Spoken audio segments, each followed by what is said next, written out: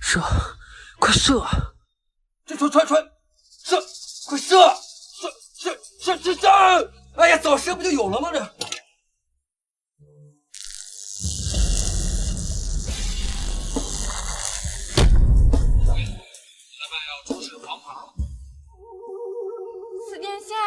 四殿下，你快醒醒呀！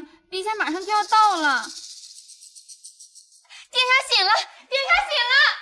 我竟然没死，还穿越成了大梁国的死皇子。靖王殿下，陛下驾到！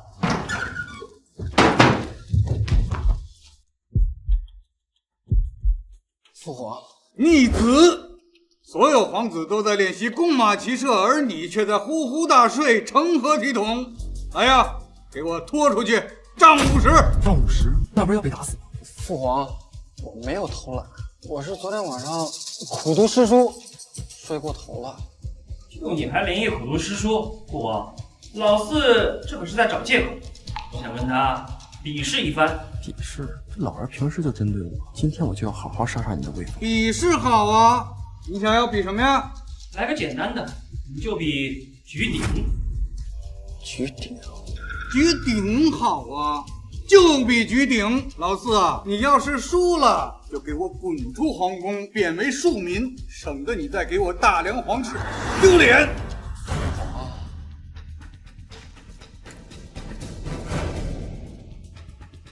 配鼎，备鼎！父皇，此鼎有300斤，我就举此鼎。好。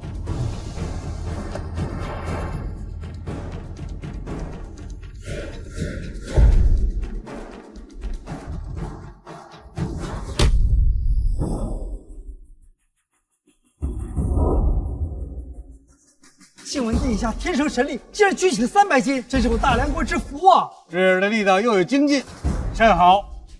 牛啊，还真举起来。不过老二，今天你可要栽在我这机械工程博士手里。这儿的力道又有精进，甚好。老四，接下来轮到你了。我举的是300斤，你要是想赢我，怎么着也得举到350斤吧。区区300斤，我要举的话，我就举1000斤。老四，你这是吹牛不打草稿，举1000斤是要戏耍父皇吗？你不行，不代表我不行。来人，背木棍和绳索，我要制作杠杆。就凭这几根木头，你能举1000斤？这天方夜谭呐！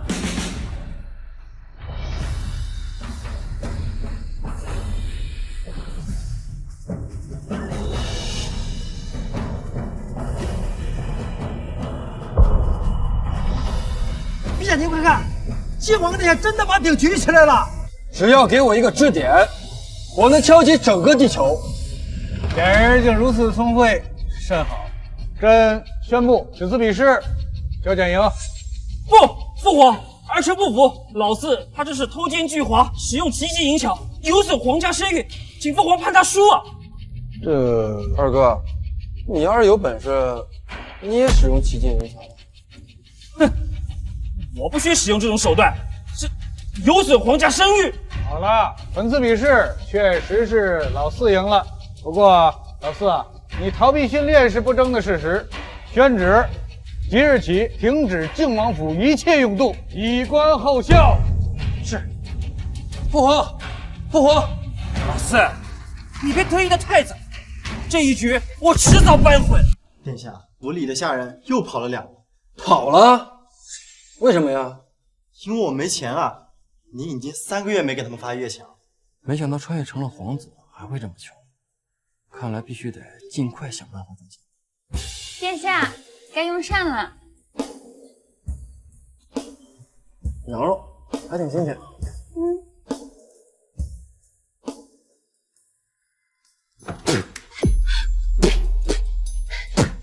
什么味儿啊？怎么那么苦啊？府上没有细盐，只有粗盐，所以煮出来的有些发苦。那去御膳房取啊！奴婢已经去过了，但是他们不但不给，还把奴婢凶了一顿。岂有此理！敢羞辱我们的人，走，找他们去。李怀，你给我出来！咱家在这儿合适啊？你就是李华呀？给我拿1斤细盐过来。这细盐有限，仅供宫里使用。仅供宫里使用？那怎么其他王爷府也有啊？这王爷和王爷那是有区别的。等你和其他王爷一样受宠的时候，这细盐自然会出现。你这个狗眼看人低的死太监，你看我不揍死你！殿下，不可冲动，她是陛下的心腹，打了她就是对陛下的大不敬啊！滚吧，滚吧，滚吧！啊，想吃细盐，做梦去吧！细盐是吧？我自己也能提炼出来。这细盐乃是天赐神物，天下间除了齐国，无人可以炼制。你要是真行，那咱家就给你跪下学狗叫。好，你就等着跪下给我学狗叫吧你。不过你要是提炼不出来，就得给咱家跪下学狗叫。咱家啥都见过，可就是没见过王爷下跪给奴才学狗叫。咱家可是期待的很呐。你可别高兴得太早，等着吧。哼，走，让开！殿下，您太冲动了，就不应该跟李公公打赌的。待会儿输了的话，肯定会成为全京城的笑柄。放心吧，本王怎么可能会输呢？干活吧。我初中化学就学过粗盐提炼细盐，会输给那个死太监才怪。晋王殿下，这都2个多时辰了，您的戏言在哪呢？我们大家伙都等着看呢。就等着看我学狗叫吧。知道就好，咱们可期待着呢。别磨叽了，赶紧下跪学狗叫唤吧，叫唤好了，咱家有赏。来，睁大你们的狗眼看好了，这是什么？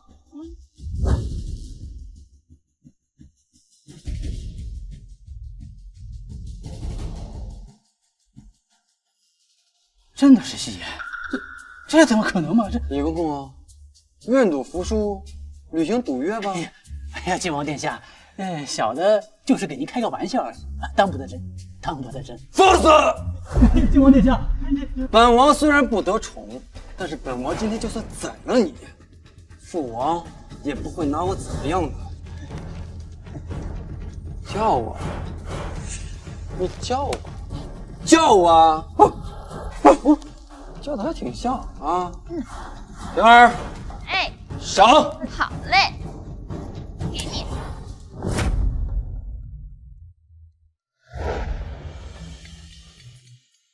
没手机，也没有网络，连娱乐设施都没有，真无聊啊！殿下，你要是觉得无聊的话，可以去百花楼啊。百花楼？对，听说又来几个舞女，舞姿优美。那不是青龙？上辈子都没学过，这辈子可以去看。走走走！哎，那地方女孩可不能去。这就是百花楼。这就是百花楼啊！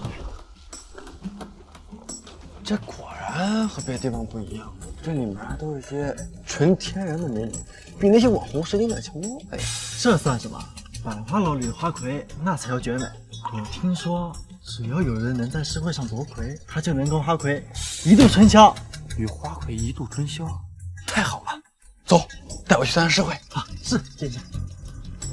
小二，我听说今天只要能夺得头筹，就能和花魁共度良宵啊。就凭你，老二，还真是冤家路窄啊！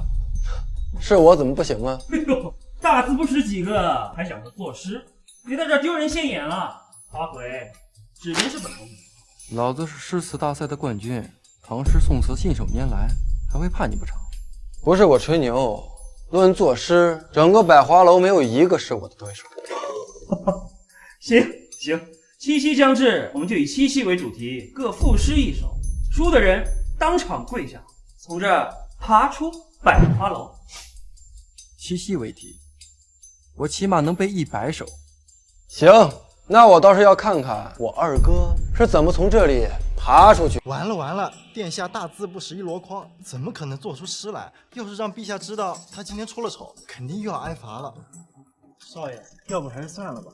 看看，连下人都知道你不行，还胆敢跟本公子叫板，我看你还是干脆认输吧。啊，男人怎么可以随便认输呢？我倒是要看看萧公子是怎么从这爬出去的。本公子自幼饱读诗书，3岁便会作诗，怎会输给你这个跳梁小丑？就是，我见过萧公子作诗，简直是才华横溢，震古烁今，这都能输。萧公子要是输给你，我都跟你姓。今天本王就要好好羞辱你，让你颜面扫地，最好引得父皇震怒，将你逐出皇家。行，那来人，笔墨伺候。这萧公子长得人模狗样的，也不知道诗写的怎么样。你放心了，今天啊，一定让你输得心服口服，乖乖的从这儿爬出去。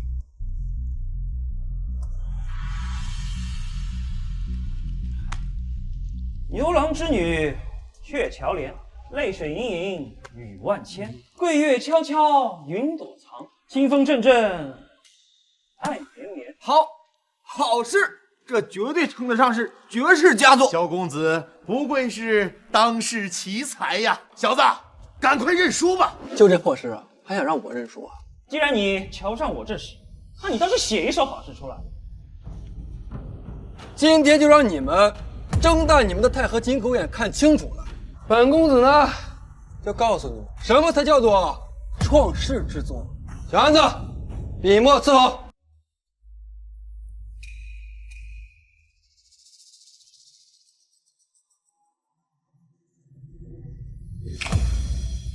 别在那装模作样了，字都不认识几个。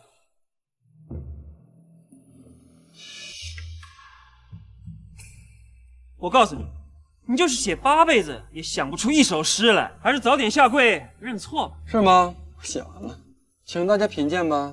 就你那乖乖裂枣的水平，也配用品鉴？这字写的是真不错，但是就不知道这诗到底写的是怎么样。大家谁能来看一看？老师的字怎么写的这么……开玩笑，老子的书法作品可是获得过省级大奖的。千云弄巧，飞星传恨，银汉迢迢暗度，金风玉露一相逢，便胜却人间无数。柔情似水，佳期如梦，忍顾鹊桥归路。两情若是久长时，又岂在朝朝暮暮？我好像就是那牛郎，在想我的织女，想的是撕心裂肺啊！不可能，这不可能，这诗怎么会是你写出来的？怎么样，萧公子？结果很明显了，你输了，你要从这里跪着爬出去了。你确定要让我当众出丑吗？这样的后果你承担得起？怎么着，萧公子愿赌服输？您这是要耍赖吗？对，萧公子愿赌服输，今天确实是人家赢了。我是萧睿，当今2皇子，陛下秦风的誉我。你们谁还敢让我愿赌服输吗？他居然是2皇子誉王。萧姐，你赢了我又如何？来看看你们谁敢支持他。我就是输了，我就是不愿履行承诺，怎么样啊？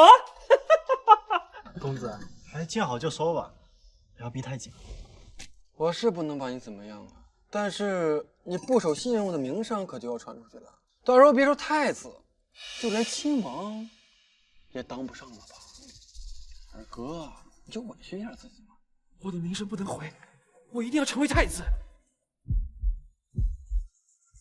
快看，誉王他真的跪下了！这小子好大的本事，居然真的让誉王殿下跪下！是个狠人，看来以后要麻烦不断了。今日之事，谁要是敢大肆宣扬，我诛他9族！你别得意，今日之辱，我他日必定千倍万倍找回来。有什么招尽管使。何须他日？今日我就帮誉王找回来。你是何人？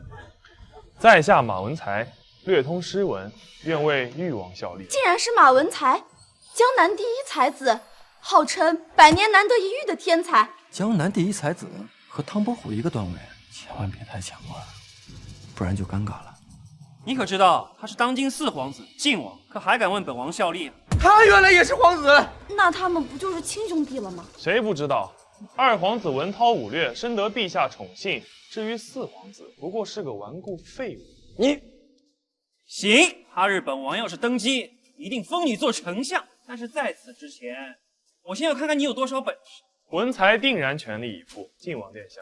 文才想与你继续比试诗文，输者需下跪学狗叫，还要自断一臂。你可敢应战？好，本王乃诗仙下凡，有什么不敢？好，为公平起见，就请林大家为我们出题，如何？行。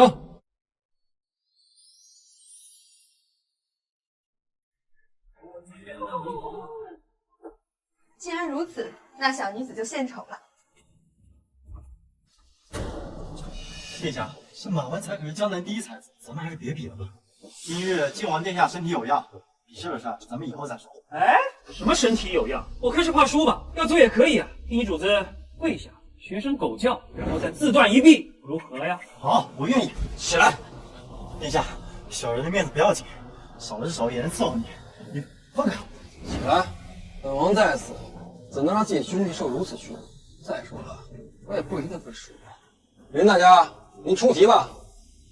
没想到靖王竟然这么有情义，跟传闻中的好像不一样啊。有情义又如何？跟马兰才比试完，那就看着他去狗叫吧。本店新出了一种酒，甘美凝冽，二位就以酒为题，各赋诗一首吧。时间以1炷香为限。好题目，不愧是花魁。前几天我刚写过一首，正好合用，你就等着做我高深的垫脚石吧。无需1炷香，我只需7步即可。我敢打赌，马公子必然先出大作。至于靖王殿下嘛，呵呵，能说出这一句就不错喽。一瓶颜色似甘泉，闲向百花小筑前。眼罢身中更无事，美人独就夕阳眠。的确是好诗啊，和百花楼的美酒相得益彰。林大家，不知此诗你满意否？马公子果然才情无双，此诗甚得我意，还请马公子及玉王殿下一步，奴家亲自为您们煮茶。玉王殿下，请。好，你果然没令本王失望。慢着，宁浩奎，你都没有看到我的诗，怎么就认定我输了呢？你是什么货色？全天下都知道，你刚刚赢了我的诗，肯定是从哪儿买的。你现在做的这首诗不太赢了，你难道真以为能赢过这位马公子？不是马某自负，论作诗，当今天下我还没怕过谁。马公子，玉王，请。百花美酒郁金香，玉碗盛兰琥珀光。但使主人能醉客，不知何处是他乡。靖王殿下这首诗似乎也不错呢。但使主人能醉客，不知何处是他乡。妙，真是太妙了。不可能，他不可能随手就写出此等佳作。他不是废物顽固吗？怎么会有如此诗才？林浩奎，这回算是谁赢了？当然是靖王殿下更胜一筹，请靖王殿下一步，奴家亲自斟酒，咱们不醉不归。那就有劳林大家了。不过这里的事还没完呢。马文才，咱们是不是该履行赌约了？求靖王开恩，我只是开个玩笑而已。你配跟本王开玩笑吗？小样子！是殿下。赶快学狗叫，再不叫我就对你不客气了。玉王，快救我！我的手快断了。小姐，你不要太过分。是你们要跟我打赌的，我怎么就过分了？二哥，你看着好像很不服啊，要不我们再比过啊？小姐，这个仇我你不死不休。随时奉陪。天不生我小简，士断万古如长夜。这小子太狂妄了。没办法，人有狂妄的资本呐。林花魁，咱们上楼吧。靖王殿下请。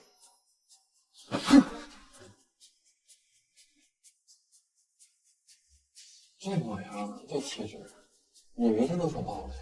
女明星？女明星是什么？一种玩具，男人都喜欢。林花魁，时候不早了，咱是不是该休息了？殿下莫急，咱们先聊聊天嘛。小姐不好了，出事了。boss，没看见我正在接待客人吗？是。奴家先失陪一下。行，谢谢。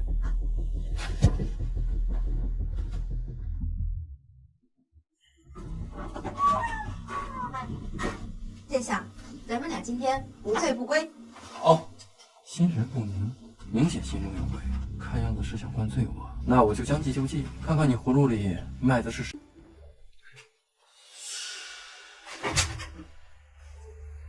殿下，靖王殿下。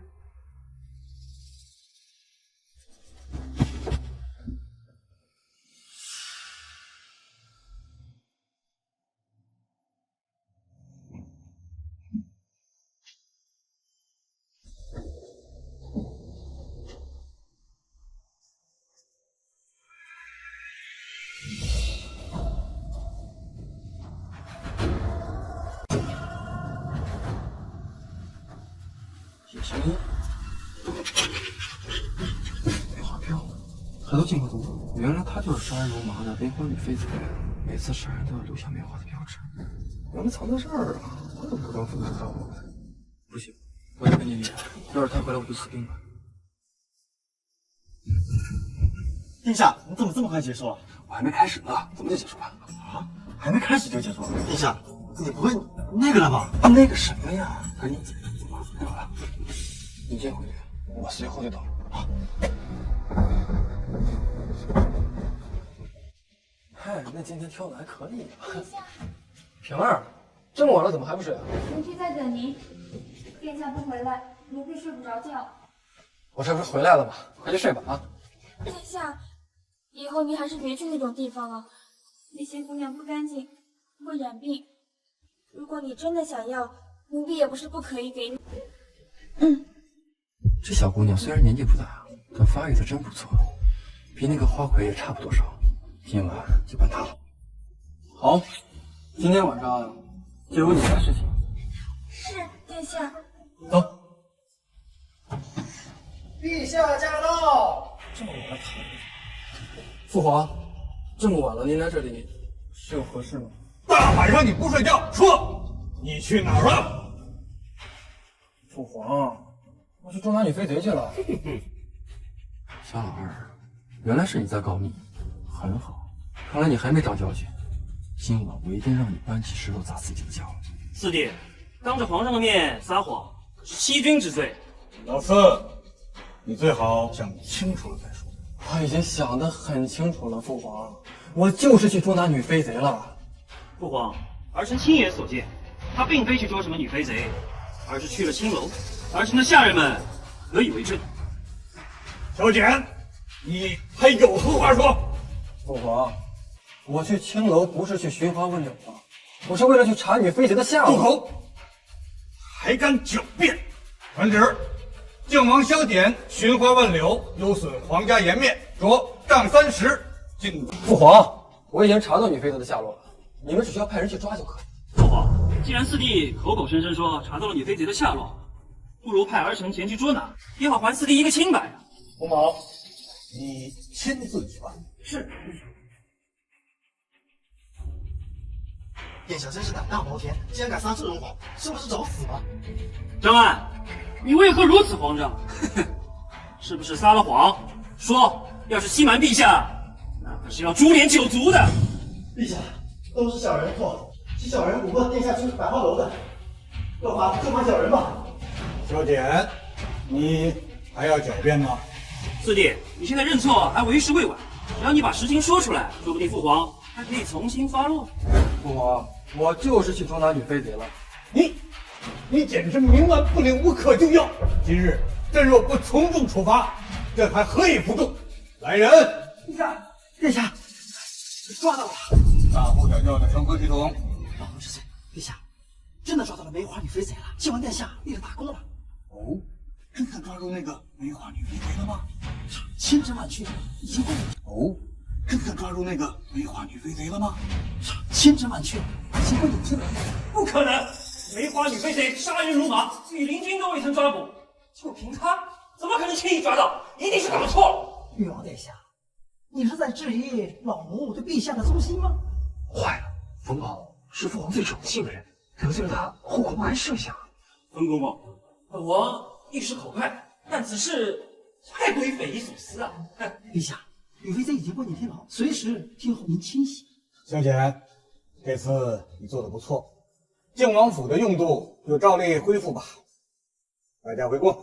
父王，儿臣还有要事启奏。他肯定是要向父皇告个状。你还有何事？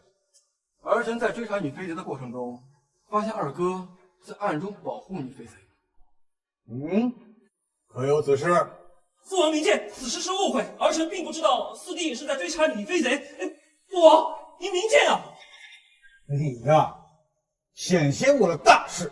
传朕口谕，誉王萧睿削去亲王头衔，降为镇王，以观后效。谢谢您。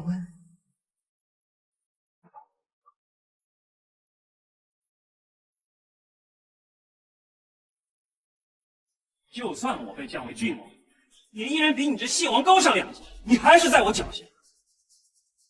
陛下口谕，晋王捉拿女飞贼有功，擢升为郡王，钦此。谢父王，钦此。谢父王。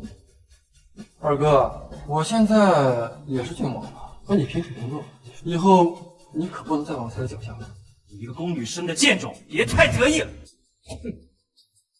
晋王殿下，陛下平时冷落你，实则是在保护你。你的母亲只是宫女出身，你们有强大的外戚支持，若卷入楚军之争，定然九死一生。没想到你还是卷入了楚军之争，我本来没有这个想法。事已至此，就算你没有说出去，谁信呢？还是好自为之吧。既然如此，那我倒是要争一争了。好歹我也是博士出身，还怕争不过你们这些古人？穿御裳还能当上皇帝，也不枉此生了。那老奴就预祝殿下马到成功了。恭送。这兵之间训练怎么那么难算？殿下，每天训练这么点量，如何上阵杀敌啊？以后训练量翻3倍，再加练武功。殿下，兄弟们每天招不到荤腥，连半年都没有拿到过1分月钱，根本就没有力气训练。再这么下去啊，爬出来都跑光了。殿下，最近羊肉已经涨到50尾了，全府上下除了您，我们已经1个月没有吃肉了。我现在，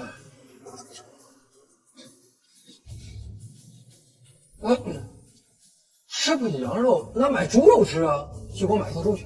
殿下，若是让我等吃这种贱肉，我们是宁死不从。这么狠啊？为什么呀？猪肉是贱肉，骚腥难闻，只有下的人才会吃的。那我岂不是要发大财了？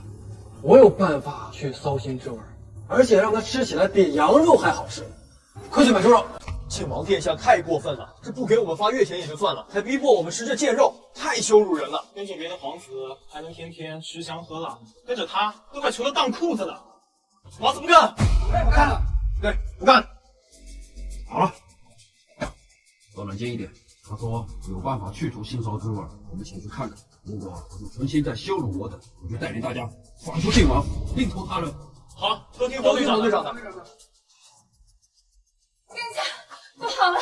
黄天虎他们在密谋造反，说你要是强迫他们吃这个猪肉，他们就要赶出王府。灵儿，您保保殿下，我去找御林军平乱。着什么急？我保证我做的猪肉他们吃了会死心塌地的跟着我。再说，我还等着他们给我养猪干什么？养猪赚钱？殿下，你发烧发糊涂了吧？没事，来瓶矿泉水，这是去腥的关键呢，别愣着了，摘菜。啊。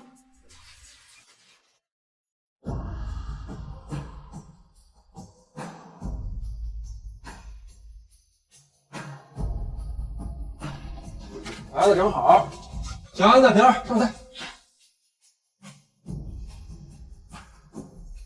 这是我刚做的胡煨烧肉和猪下人火锅，这个都可是我的拿手好菜。尝尝。逼我们吃猪肉也就算了，现在竟然还逼我们吃猪下水，是爪杀不可辱。对，是爪杀不可辱。对，是爪杀不可辱。这可是你们说的啊，你们不吃是吧？那本王先尝尝。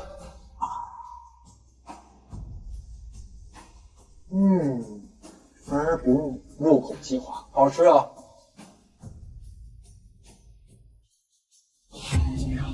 队长，咱好歹也算是王府的亲军，怎么能吃猪下水这种恶心东西呢？真香！兄弟们，快尝尝，真的没有腥味了！快！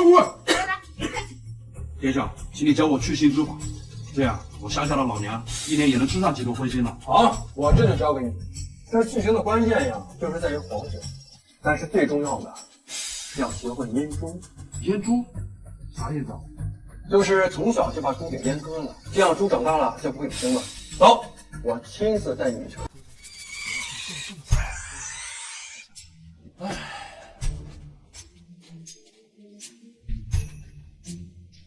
从今天起，你们除了日常的训练之外，还要努力学习养猪知识，例如猪仔如何育肥、母猪的产后护理等等。我今后要开一个最大的养猪场，赚大钱。殿下，母猪的产后护理你也懂啊？当然，这天下没有人比我更懂的。开玩笑，哥博览群书，这点小东西能不懂？殿下，我等只想上战场杀敌，不想做这些没有意义的事情。怎么就没有意义了？我有一个梦想，有一天我要是当了皇帝，我就让天下所有的百姓都有猪肉吃。你们说这有没有意义？有。殿下若真当了皇帝，那我们岂不是从龙之城吗？愿为殿下赴汤蹈火，在所不辞。愿为殿下叫犬马之劳。殿下，您决心参与战位，这其中必定会危险重重。兄弟们的弓箭兵器实在是老旧，必须得更新换代，这样才能确保您的安全。弓箭，恰好我研究过复原版的诸葛连弩，正好可以派上用场。此事好办，明天我去一趟军械司，给你整一个世上绝无仅有的神弩回来。殿下，军械司是誉王的地盘，你去了恐怕是要自取其辱啊！谁辱谁还不一定呢。走。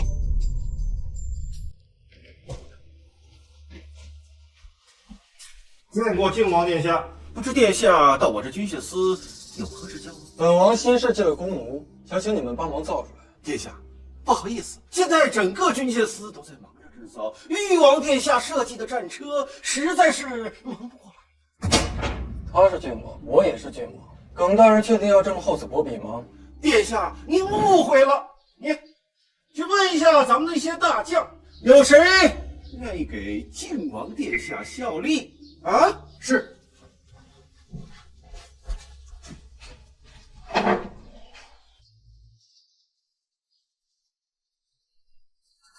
回禀靖王殿下，监工大人，大将们都说没有时间，不想陪靖王大人胡闹。告辞！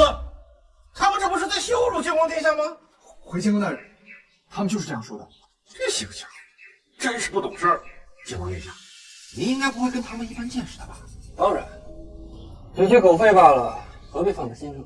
我听说你们这儿有个叫鲁修的工匠，你把他叫来就行。殿下有所不知，这鲁修啊，脾性古怪，若是对设计图纸不满意，定然会破口大骂，不给任何人面子啊。殿下还是换一个人吧。有本事的人脾气都大。你先把我的图纸拿给他看看。是，殿下。你去把图纸送与鲁修。这个是。耿大人，你为何不给殿下上茶？不好意思，下官疏忽了，这就命人马上去烧水。殿下，我们还是回去吧。我就不相信，除了这军械司，就没有能工巧匠。靖王殿下还是早些离开的好，免得一会儿被那鲁修破口大骂，场面不好看。放心吧，他若真有本事，定会被我的图纸深深折服的。殿下这么有自信，那下官拭目以待。事情办得怎么样啊？说一字不漏的把那鲁修的原话回禀于殿下。他说他从未见过如此天才般的设计，若是能造出来，必然会成为镇国重器。真的这么说？千真万确。告诉他，3日之后我来取货，到时重重有赏。恭送殿下。还想借着鲁修之口羞辱他一番，不识抬举。那此事还要不要向誉王殿下报？得了，天下战车关乎于翼王的争位大计，不可分心。我就不信他一个废物纨绔能设计出什么好东西来。殿下，我看那个鲁修真的不靠谱，他真能做出您设计的原弩吗？我找人打听过了，他是整个军械司技术最好的，只不过因为脾气不太好，一直被压着。他要是做不出来，谁也做不出。知道父王在此，又想来抢风头。老二还真是冤家路窄，是有这样。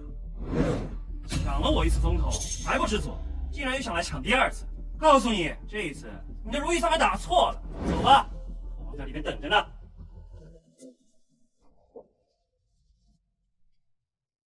陛下，方才所看的那些精良军械，皆是按照誉王的思路改进，性能无不大幅提升。尤其是誉王殿下设计的铁甲战车，坚不可摧。若有100辆一字排开，那便是钢铁长城，能抵御数千骑兵的冲锋。甚好，这真乃是镇国的神器呀！陛下，如此神奇，我们大梁国再也不惧赵国铁骑的威胁。恭喜陛下，贺喜陛下呀！玉儿，想要什么赏赐，你尽管提。父皇，儿臣这都是该做的东西，不要任何赏赐。此外，儿臣还想到一种改进连弩的方案，可以大大增强它的威力，并且……有四哥，护驾，护驾！既然射得如此之深，威力极大，日日快说，是不是你新设计的弓弩？那就是个构想而已，哪能这么快就设计出来？但这是一个露脸的好机会啊！管他谁设计的，只要是在这军械司内，我说是谁就是谁。陛下，这便是誉王殿下设计的新弩。连弩，好你个小老二，竟然敢抢小爷的功劳！你摊上大事了。从那么老远射过来，还能入木3分，这威力世所罕见。父皇，若配合铁甲战车使用，从此我大梁便可无敌于天下。哈哈哈哈哈哈！瑞儿，你真是让朕刮目相看。老孙，不要整日飞鹰走狗，无所事事，跟你二哥好好学学。学东西也是要讲究资质的，像四弟这样的资质，飞鹰走狗这套更适合他。没错，二哥的东西我可学不来，毕竟我还要脸，抢别人功劳。你什么意思啊？你是说本王冒领功劳？你就是抢我功劳。连弩那弓弩真是他设计的？不可能，就算是也坚决不能承认，否则后果不堪设想。靖王殿下，这连弩明明是誉王殿下设计，命令军械司打造，怎么成你设计的了？你在朝中是什么样，谁还不清楚？就这话，会有人信？小简，你说你学什么不好，偏偏要学说谎。别以为朕不知道，你做的那些诗都是花钱买来的。你二哥查的是一清二楚，还不给朕跪下认错？我没有撒谎，诗确实是我写的，连弩也是我画的，坚决不跪。好啊，你还坚决不跪，朕偏要你跪下不可。来呀，给我拖下去打，打到他下跪认错为止。你最好别跪，让父皇把你活活打死。真是天助我也！只要你死了，这设计弓弩的大功就只能是誉王殿下的了。陛下且慢，他既然如此不服，咱现在不如把这个设下的弓箭手找来一问究竟，他肯定知道是谁设计的。那还用问吗？你信他能设计出这种神物？也罢，朕就给丞相一个面子，找个地方把那个工匠找来，朕要问话。陛下，洋务厂可好？甚好，拜见洋务厂。是，陛下。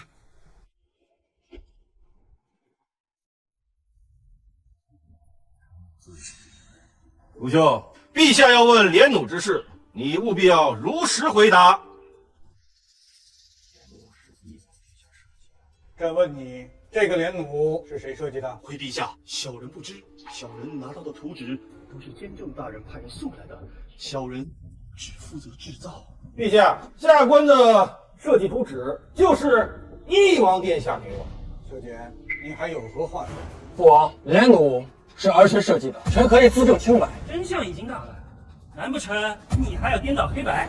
这连弩有一个致命的缺陷，你可知道？笑话，本王设计的连弩完美无缺，何来的缺陷？有发现，这个连弩劲道十分之大，一般的牛筋弓弦用在上面只能用几十次。小人一直苦于没有找到改进之法呀。二哥，既然这连弩是你设计的，你可有改进之法呀？这个说，父皇，儿臣暂时还不知道，但是这也不能代表这弓弩就不是儿臣设计的呀。父皇，普通的牛筋弓弦固然不行，但是冰蚕丝加上牛筋缠绕合成弓弦，使用寿命可达到上千次。对呀，我怎么就没想到呢？好，还有这个连弩中间有一个弹簧，我用金刚打造，可是效果并不理想，不知可有改进的方法？鲁修啊，你既然还能发现它第二个缺陷，那我就告诉你，用钨钢。至于钨钢的冶炼方法，回头我会教给你。谢殿下，陛下，这个连弩定然是靖王殿下设计无疑呀。父皇，儿臣记错了，连弩不是儿臣设计的。耿弼，都是耿弼的错。耿弼，陛下饶命，臣一时昏聩，记错了。拖下去，账务时便撤戍边。陛下饶命，陛下。至于你，念在你设计铁甲战车的份上，功过相抵吧。父皇圣明。小简，你设计连弩有功，从现在开始，你就兼任军械司的监正，负责督导连弩。至于其他的赏赐，就按律执行吧。谢谢父皇。你千万别得意，我发誓一定会让你在军械司万劫不复。阵罚了。父皇，儿臣还有要事启奏。儿臣发现铁甲战车并非镇国神器，而是亡国的祸害，请父皇明察。亡国的祸害？萧简，你胡说什么？父皇，你休得听他谗言，他想污蔑我。铁甲战车固然是坚不可摧，但其重量可达1000斤，需要4匹马才能勉强拉动，6匹马才能奔跑作战，其成本可想而知。而北方多丘陵，铁甲战车根本无法上场作战，哪怕上了战场，也是一个没用的铁疙瘩，一不小心翻了车，人和马都要成为敌人的刀下火。那么我想知道，让我大梁国建造铁甲战车，不是想让我大梁亡国，那是什么？小瑞，你给朕一个合理的解释。父皇，儿臣忠心为国，日月可见。老四他这是想排除异己，诬陷我。父皇，你要明察，父皇明察呀！陛下，是老臣已失疏，没有及时发现其中的端倪。不过靖王殿下说的可能有些夸张，但是这铁甲战车可万万不能再造。即日起，削去萧睿的郡王之衔，降为县王。二哥，你还敢放狠话吓唬我？我的好四弟是哥的错，哥以后再也不跟你作对了。求求你，跟父王说说，千万不要削了我的郡王之位啊！啊，县王挺好的，我也当了很多年，也该到你了。走。殿下，您真是太厉害了，竟然能连续3次击败誉王，只要再击败其他2个皇子，就能当太子了。说的倒是轻巧，誉王哪会轻易认输啊？只怕早就在暗中想办法对付殿下。小安子说的对呀，接下来才是最关键的时刻。卢修，我命你日夜不休，把他给我赶出来。殿下，这是何物啊？这是手枪，名为沙漠之鹰，怎么样？有问题吗？很难呐，不过殿下放心，您给我2日，我即可完成。那我的性命可就交给你了，你可不能让我失望。大哥，老四实在太过分了，满是蒙骗父皇，他害我被削了爵。父皇当年就偏爱那宫女，现如今又偏爱他的儿子，说不定已经准备让他继承大统了。大哥，再不出手，太子之位就是四弟的了。萧以前我一直未曾把他放在眼里，没想到他还有这等手段。如此，就不要怪当大哥的心狠手辣。殿下，您要的沙漠之鹰做好了，请试枪。可以呀，老五，才2天就做好了，比我想象中好多了。还是殿下设计的太完美了，所以我做起来也就得心应手。过奖了，我只是图纸的搬运工而已。不过有了它，我就可以不惧任何高手的刺杀了。老五啊，此事可千万要保密啊，不然会引来杀身之祸的。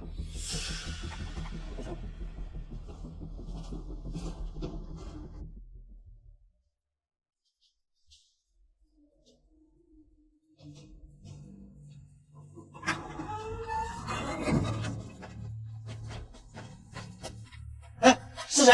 是谁？殿下，有4个。来不及了，我们老大亲自出手，很快萧简就要人头落地了。怎么回事？是个害我们的人吗？不可能，那个废物皇帝手无缚鸡之力，肯定是他的安危死了。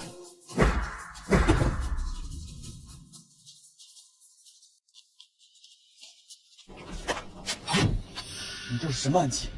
怎会有如此大的威力？想知道？没问题，你先告诉我谁派你们来的。我们是死士，宁死也不会供出主。大家一起上，今晚必杀萧简。老大，他的暗器太邪门了，撤吧，保命要紧。想跑？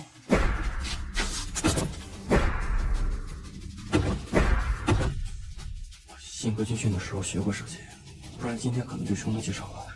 殿下，全死了。明天早上全部拉去巡防营，记住，要大张旗鼓的负责。为什么要大张旗鼓啊？这样才能震慑住这居心叵测之人呢。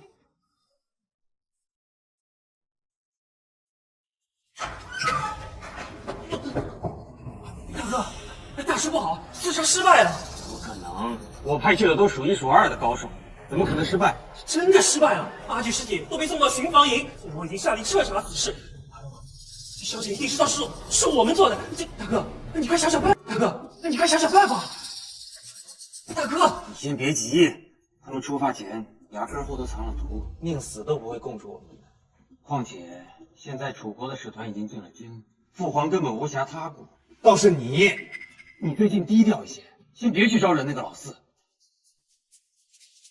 殿下，这护卫队天天吃猪肉，手上的钱已经被花完了。况且明天又到发月钱的日子，再不给大家发月钱，怕是不止护卫队，下人们都要走光了。等养猪赚钱，起码也是3、4个月后吧。到时候黄花菜都凉了。那范言呢？咱们不是能提前戏言吗？还怕赚不到钱？殿下，千万别，盐铁都是官营，只有朝廷才能犯盐，我们犯盐是要被砍头的。我堂堂博士还被赚钱给难倒。殿下，您不是会作诗吗？对对子也应该没问题。陛下下令，只要谁能对出楚国使团的对子，赏黄金1000两呢。黄金1000两，1000两黄金等于1万两白银。1000万铜钱，那岂不是护卫队半年的开销都够了？备车，我要进宫。两帝陛下，这都3个时辰了，你们到底对不对得出来？若是再对不出的话，这平川城可就是我楚国的。誉王，你不是收了江南第一才子做门客吗？楚月公主的对联，他应该能对吧？回父皇，他不对。丞相，你曾是我大梁的状元，现在也是当世大家，你应该能对吧？回陛下，蚕为天下虫，乃是一个拆字，把蚕字拆成了天和虫，难度极大，老臣无能，一时对不出来。你们呢？你们真的无对吗？我大梁养你们有什么用？堂堂大梁国，号称人杰地灵，人才辈出，竟连我这楚国小女子出的对联都对不出，看来也不过是徒有虚名罢了。按照事先约定，平川城已归属楚国。梁帝陛下，签字交割吧。来人呐，取笔墨来。父皇且慢，我能对。大胆修剪，捣乱朝堂乃是重罪。来人啊，拖出去，给我杖打30大板。父皇，我真能对出楚月公主这一联。父皇，他不过是想哗众取宠而已，为了梁国颜面，你将他轰出去。这位应该就是大名鼎鼎的大梁靖王殿下。听说你大字不识一箩筐，是天下闻名的废物。我倒是想瞧瞧，你这样的废物能废出什么样的下人来。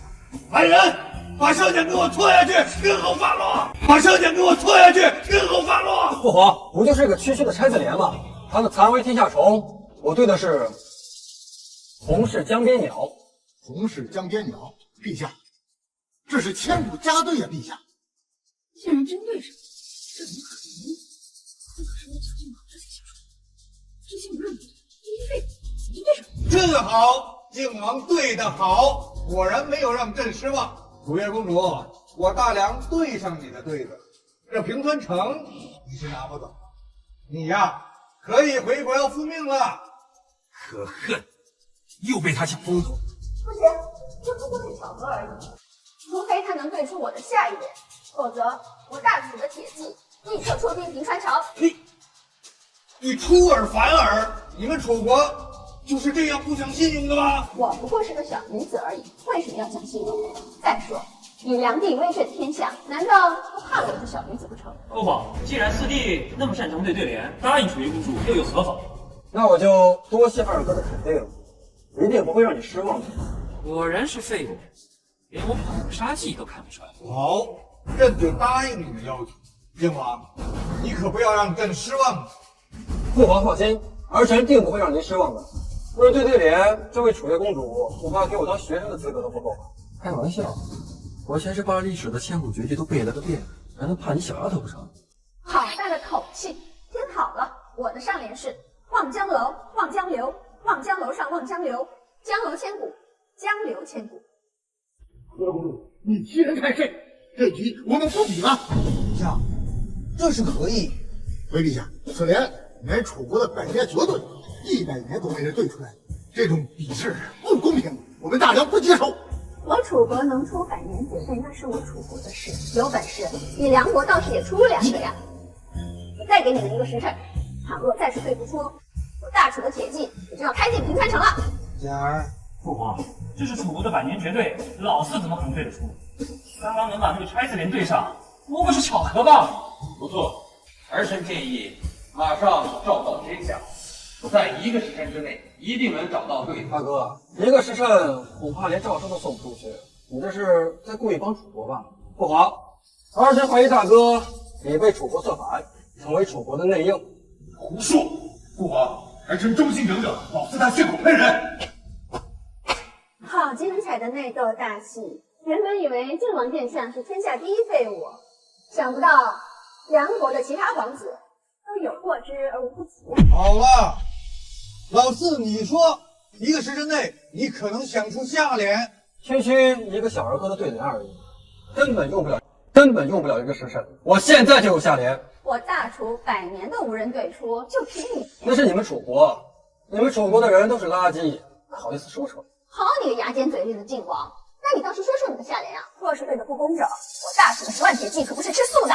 父皇，不能再让老四哗众取宠，有失国体啊！老四，工作说的差不多了，对不上就赶紧下去，我们好另想办法。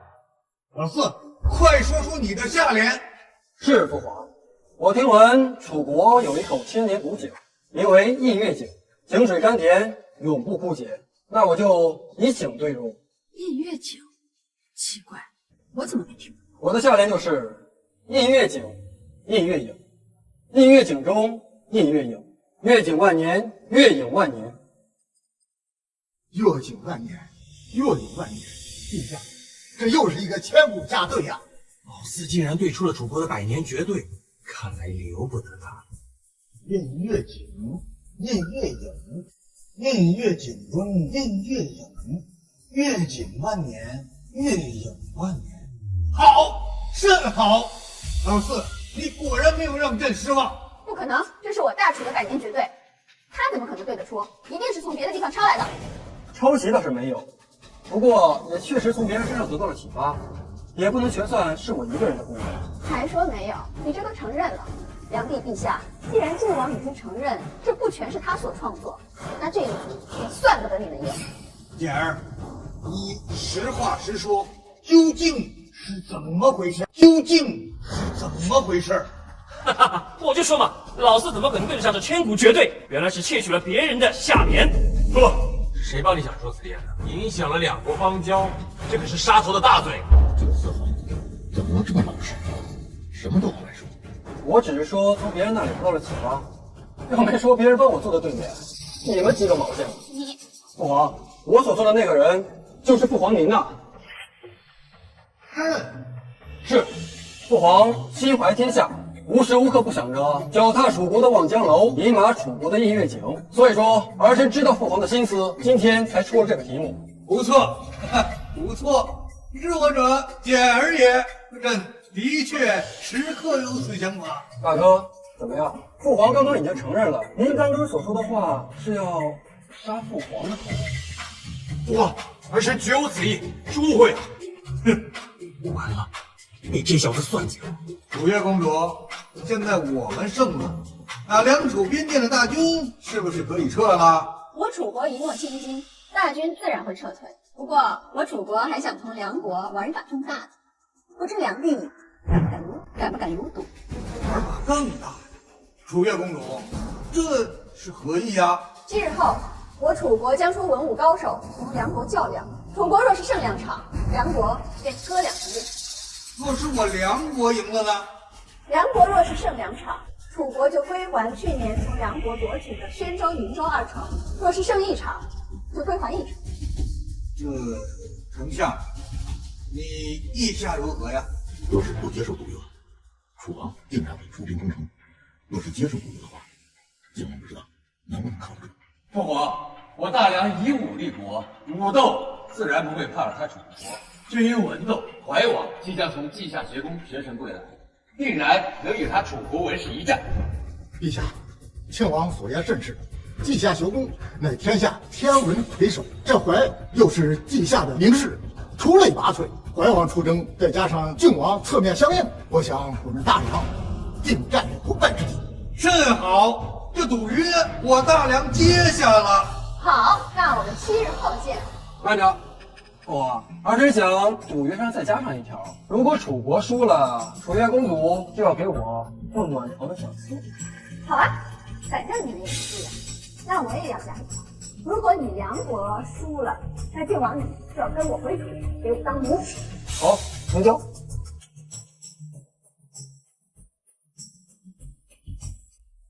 四弟，你明知道武斗有我，文斗有你三哥，我大梁必胜无疑，你就趁机提出这个要求，当真是好算计。大哥乃大梁第一高手，等大梁赢了，楚月公主已经是大哥的战力，凭什么轮到你呀？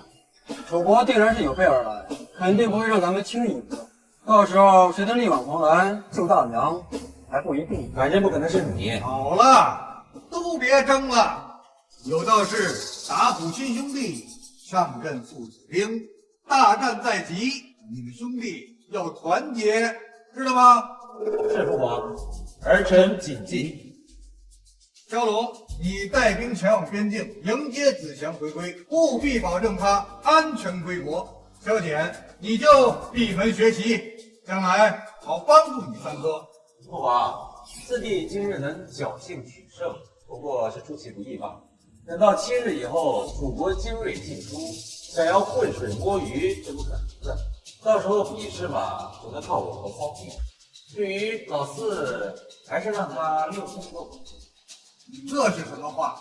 还是让老四参与吧，就当长长见识。就这样，都退下吧。儿臣告退。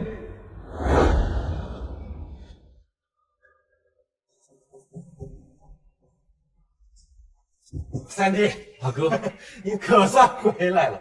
大哥，何事如此着急？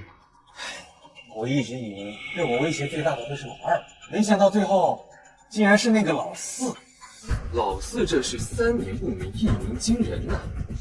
我听说父皇身体每况愈下，老四估计是看到这一点才会跳出来大出风头。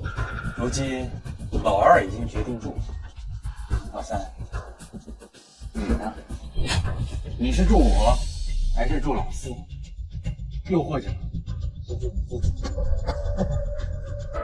我自己就那点本事，哪敢与大哥争锋啊？所以自然是助大哥了。你我兄弟齐心，一文一武，何愁不能一统天下？不过眼下当务之急就是要全力应对楚国的挑战。至于老四呢，我倒没放在眼里。这些年在稷下学宫，文才能胜我者不过半掌之数。武斗有我，文斗有你，此战大梁必胜。届时太子之位非大哥莫属了。哈哈哈！走，去接风。殿下，您要的东西做好了。殿下，您又设计出什么新东西了吗？正好，平儿，来穿上给本王看看。殿下，这是什么？这是丝袜、短裙、高跟鞋，快去穿上给本王看看。殿下，这也太暴露了，奴婢不好意思穿。这怎么叫露呢？这叫走在时尚的最前端，再过2000年都不过时。快，穿上之后本王重重有赏。是。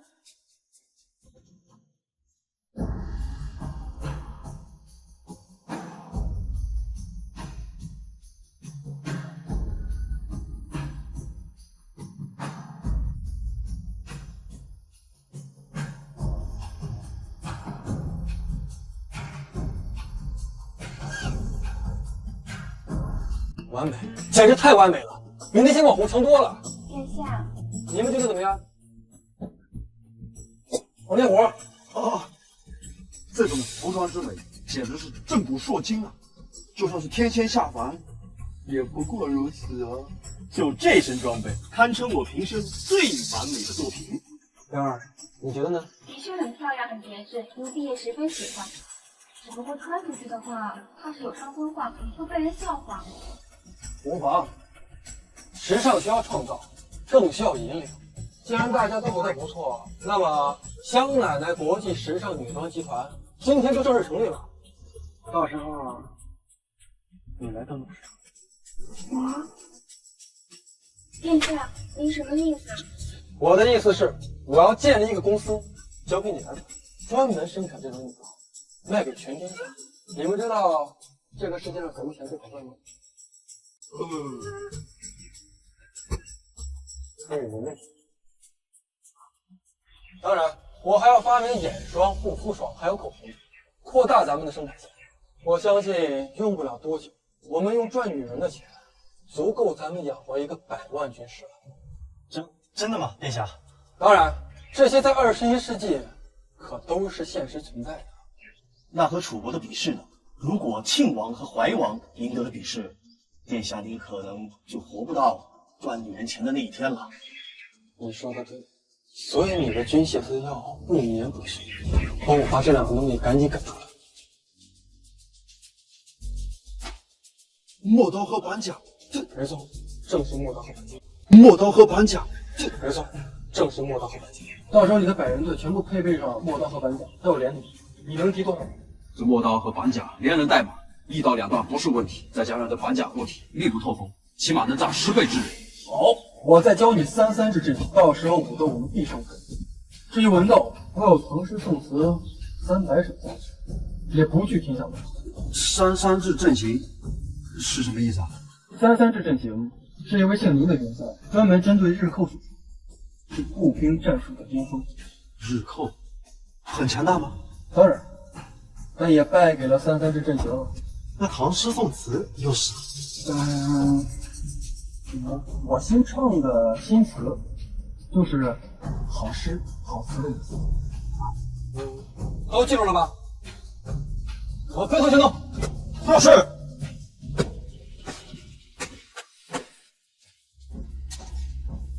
明天的比试，朕甚是担心呐。陛下，庆王武功盖世，怀王才华无双，无论文武，楚国都无人能胜过2位皇子。正是因为这个，朕才担心。那楚国明知不敌，他还敢提出比试，这里一定有阴谋。哎，老大和老三在干什么？庆王和怀王闭门不出，精心准备比试。甚好。哎，老四在干什么呀？靖王，哎呀，你说，靖王他试了一些女人衣服，正在组织生产。女人的衣服？什么衣服啊？把靖王身体的服装拿上来。这都什么呀？这成何体统？成何体统啊！陛下息怒，陛下息怒。对，朕不生气，朕犯不着生气，反正也不指着他。比试结束以后，朕要跟他算总账。梁帝陛下，今日我们文斗比试的内容由楚国定，若楚国胜，梁国割1城给楚国；若楚国败，则归还1城给梁国。梁帝陛下同意吗？君无戏言。好，7日前，靖王殿下可谓是出尽了风头，想必今日定当要乘胜追击吧？公主失算了，今日带给我大梁出战的，乃是我三弟怀王。稷下名士萧子贤，本王不过徒有虚名，没想到公主殿下竟然认识本王。公主殿下既然知道我三弟的才名，还不赶快认输？赶紧投降吧！放眼整个楚国，也找不到1人能敌我三弟。谁说楚国无人能胜萧子贤？大师兄李云见过梁帝陛下。这位李云先生也是稷下学宫的名士，同时也是怀王殿下的大师兄，最擅长对对联。我听说怀王殿下曾100次挑战李云先生，无一胜绩。怀王殿下，今天这一场还用得着你吗？这不是说怀王殿下必输无疑吗？子贤，大师兄，这齐国人没有资格代表楚国出战。我已入赘楚国皇室，现在已是楚人了。您，父皇，儿臣不是大师兄的对手，这一局儿臣认输，下一局儿臣定然扳回来。丞相，你暗中找的500名士团有失造访。陛下，李号称对本之王无人能胜。梁帝陛下，这一局你们是认输呢，还是认输呢？还是认输啊？大梁不就是一个赘婿吗？对对联，儿臣能击败他。什么？靖王殿下要出战了？自取其辱罢了，我就成全你。父皇，既然四弟有信心的话，那便让他试。好吧，那么靖王就代表我大梁出战吧。你是客，你先出上联吧。我的上联就是斗鸡山上，山鸡斗。你有1炷香的时间。陛下，斗鸡山上，山鸡斗，这明显是个回文联啊！回文联，这回文联就是你道德正度都一个样，上联有动物，下联也有动物，难度极大。明使团有没有答案呢？快告诉靖王吧！一炷香的时间太短了，不会有的。靖王殿下，准许你们兄弟2人一起参晓，不算你们作弊。子贤，回父皇，若能给半天时间参悟，儿臣也许能对出来。但是只有1炷香的时间，除了大师兄自己，天下人怕是无人能对出啊。三哥，你是被吓出阴影了吧？区区一个小学对联啊，都把你吓成这样了。四弟，我怕你对这对联的奥妙完全都不知晓，还敢在这大放厥词。不就是个小小的回文联吗？有个毛线的奥妙啊！好大的口气，那你倒是对呀。大话谁不会说？小心这1炷香的时间很快就没了。听好了，我的下联就是龙引洞中，洞引龙。丞相如何？好啊，龙引洞中，洞引龙，实在是公正之极呀！不可能，这连10年来无人能在1天之内对出，他怎么会这么快？对联之王，我对的如何呀？勉强算你胜出。接下来轮到你出题，我就不信对不服你。我除了醉酒的时候扶墙，别的我都不服。听好了，我的下联是烟锁池塘柳。烟锁池塘柳，丞相，这联如何？老臣愚钝，一时还看不出其中的奥妙。你竟然连5个字的上联也出得出，老四，你是故意让父皇丢脸吗？父皇，我建议啊，这局不算，这个老四出下联还行，但是这上联出的吧，简直是不堪入目，还是换3弟来吧。楚月公主，我们要求换人。这上联都出了还换人，这跟认输有区别吗？不，我同意，同意换人。我不同意，就这联，对得出就对，对不出就别对。我可以给你2炷香的时间认输，3炷香，你们也可以随便讨论了。李先生，你这是何意？这联很难吗？这是传说中的5行联，稷下学宫中也有一联，已经300年无人能对。丞相，什么是5行联呢？5行联就是在每个字的偏旁都包括金木水火土，下联也必须如此，而且其中的意义也要相似。此对联在对联当中最高深莫测，靖王此联真乃是千古的绝对呀！没想到这小子还有这般本事。梁帝陛下，我们同意换怀王殿下出题。楚月公主啊，不好意思，朕也改主意了，我们呐不换。对不对得出啊？对不出的话就认输，咱们进行下一轮。小我李云认输，绝无可能！我呸！连一个区区的5行联都对不出，你还跟我横？我见过不要脸的，没见过你这么不要脸的呀！你不要太嚣张了，我是稷下学宫的大师兄，是满门天下的名士。名士个毛线呐！一时名士不就是个赘婿吗？我要是你啊，找个南墙早撞死了，没脸见人呐！这么不惊喜啊！我的小玉，那咱们还比吗？你再敢跟我胡言乱语，小心我撕烂你的嘴！撕烂可不是，你要是轻烂的话，我倒是乐意支持。这一局我楚国认输，下一局我们比诗才，你们梁国还是他出战吗？当然不是，下一局我们换3弟出战。为什么？刚刚是我击败了李云了。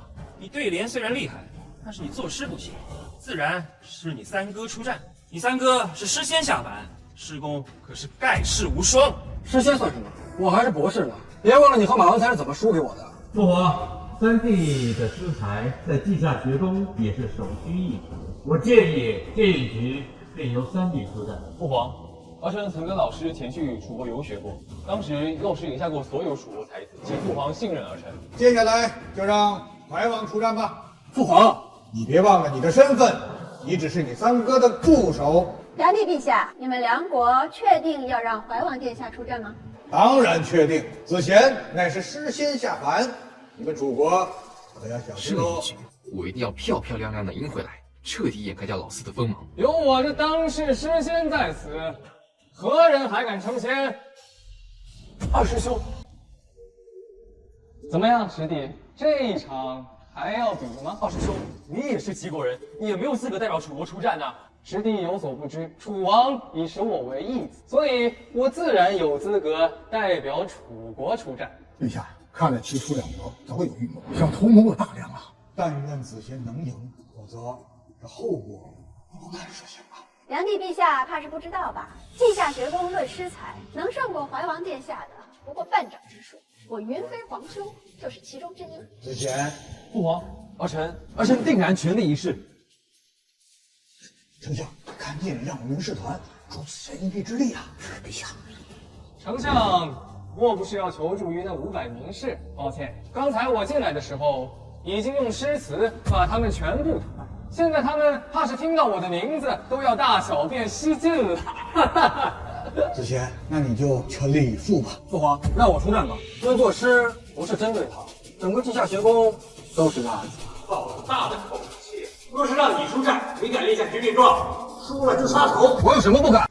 父皇，既然四弟那么有信心，那便让他出战吧。我也支持父皇，我也支持四弟啊！你们罢了，那就靖王出战吧。儿臣绝不会让父皇失望的，也谢谢各位哥哥们的支持。不过恐怕要让你们失望。好，这一局规则很简单，题目由梁国定，1炷香时间，你们2人同时在纸上作诗，完成后由梁国人誊抄，再交由稷下学宫的3位学士评出高下，最后揭开名字。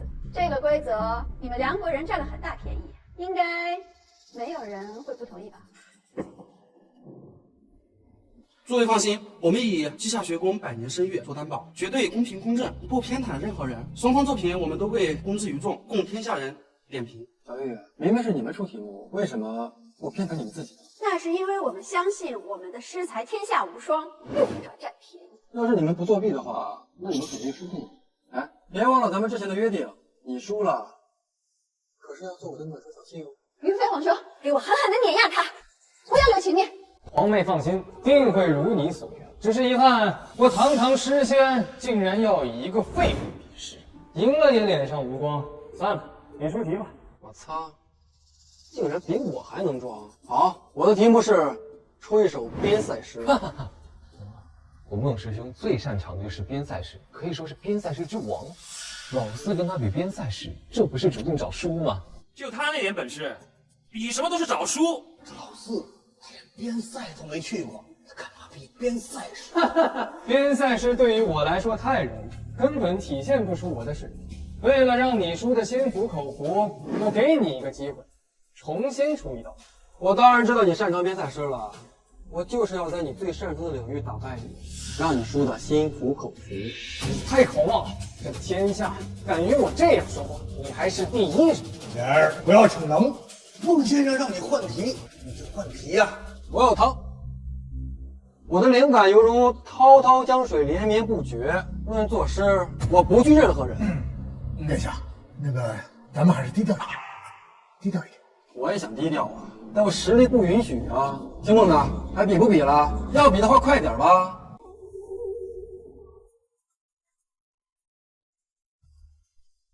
我已经写完了，靖王殿下写出第1句没有啊？要不要我等等你啊？不用，毛笔有点不会用了，刚好写完。竟然还真做出来了。他出的题肯定早有准备，不足为奇。送去誊抄吧，有劳3位先生。梁帝陛下，公主殿下，我们已经评选好了，快说！胜出的这首诗是我们3人一致决定，没有任何分歧。我们可以拿人头担保，这首诗绝对是正古说经的传世佳作。不错，前无古人，后面嘛也不太可能有来者能超越。云飞皇兄，你的诗竟然得到了这么高的评价！我跟他们3个说过，他们3个这样夸我的词都夸了几10遍了，也不知道找点新词儿。哎，3位先生，还是先说说到底谁胜出了？胜出的诗是七绝诗。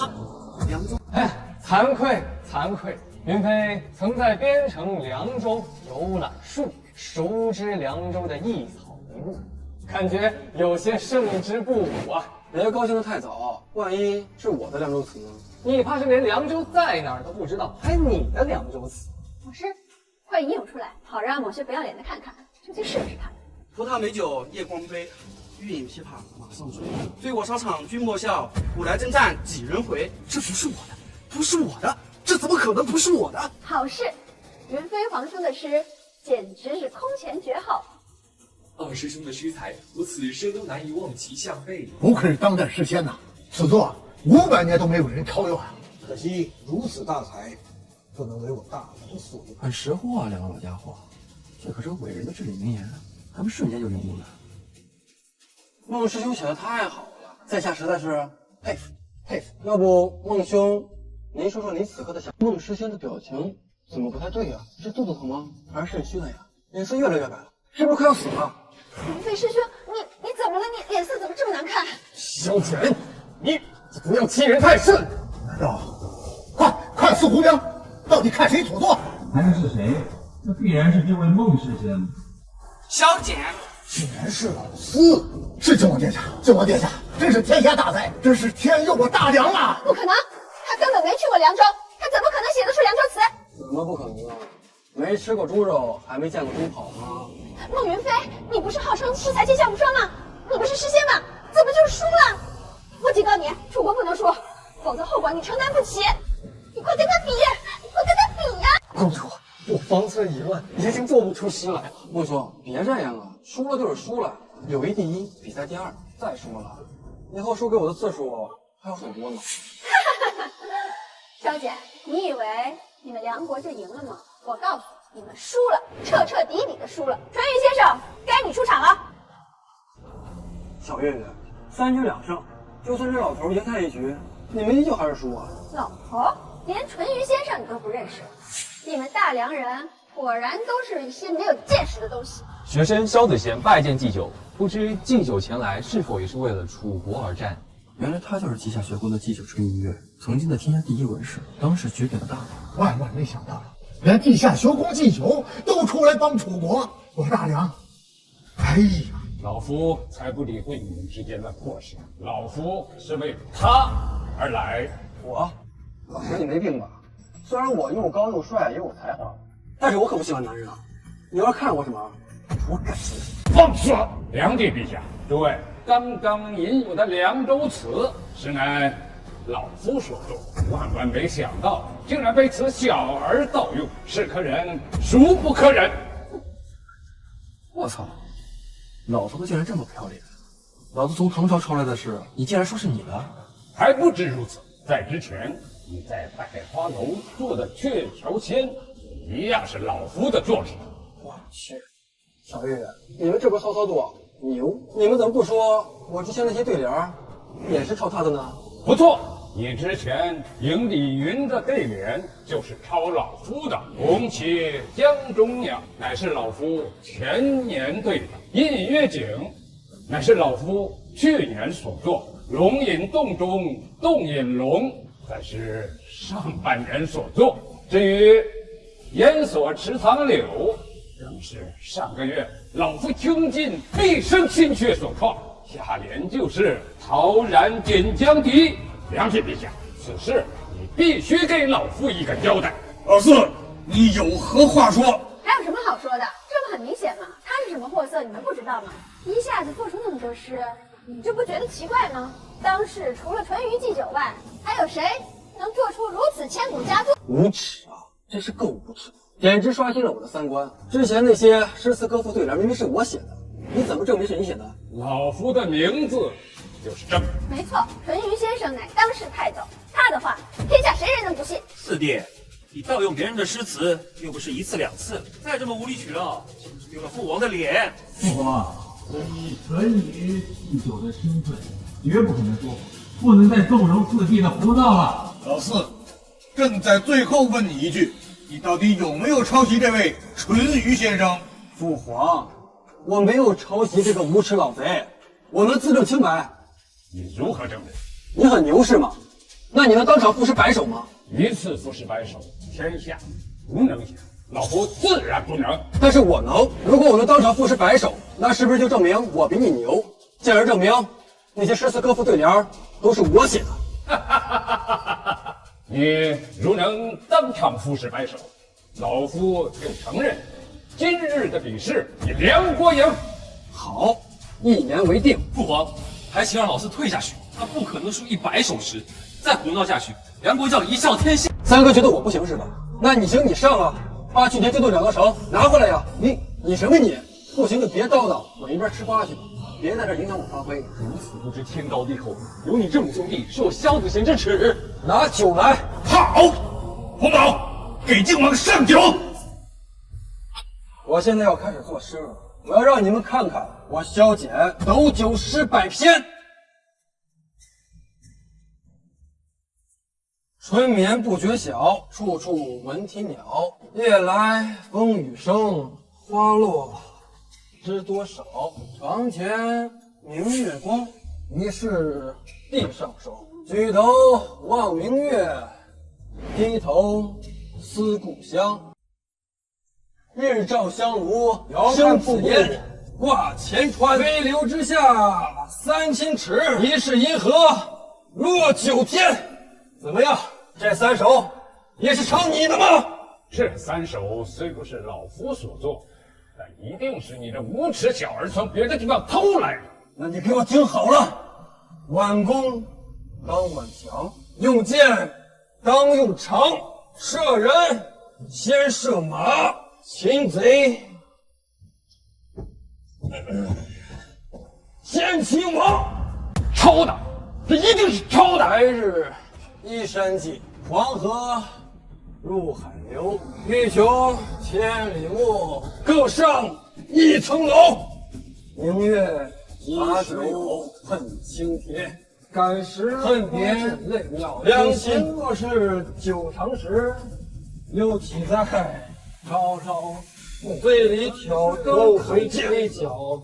海上生明月，天下风云若被，一入江湖岁月催。妖孽，你一定是个妖孽！300多首了，至少有300首都是传世佳作呀！殿下，不要再写了，不要再写了，再写啊，这天下的文明都快被你耗尽了！求求靖王殿下，给我等读书人留个活路吧！你都快7老8十了吧，看钱都要入土的人了，竟然干出如此龌龊之事！你真是厚颜无耻！你欺师盗名，沽名钓誉，你若不死，你10辈子孙都无颜再混江湖！你个老贼，死有余辜！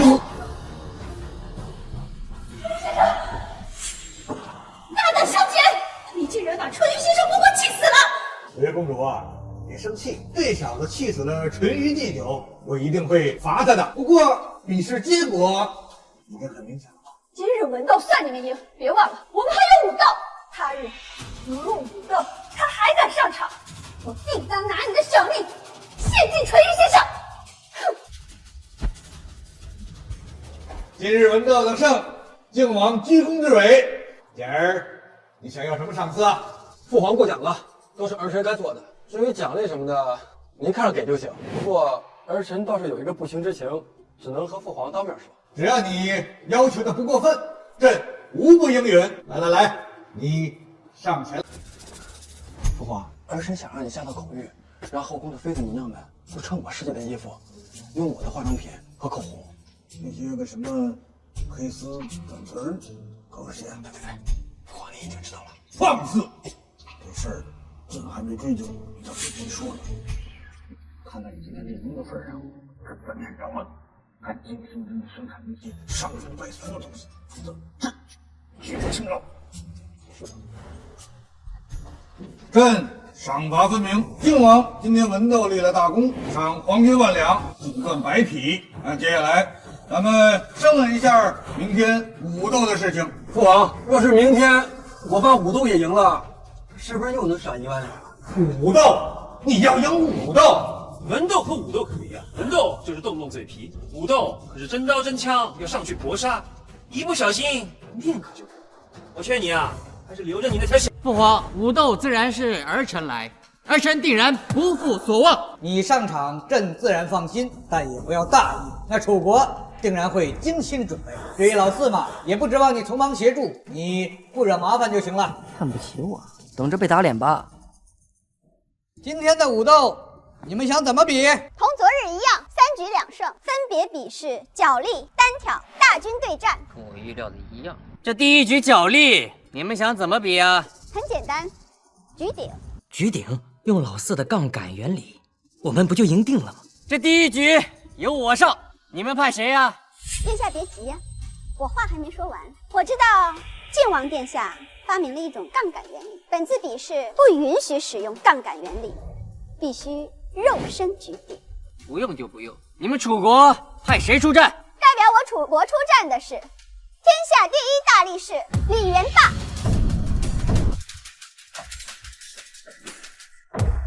竟然是你的吧？此人力大无比，能举千金，这大公子肯定胜不了。他李元霸乃是赵国人，凭什么代表你们楚国出战啊？李将军已改投我楚国，现在是我楚国的镇粮大将军，专门用来对付你梁国的。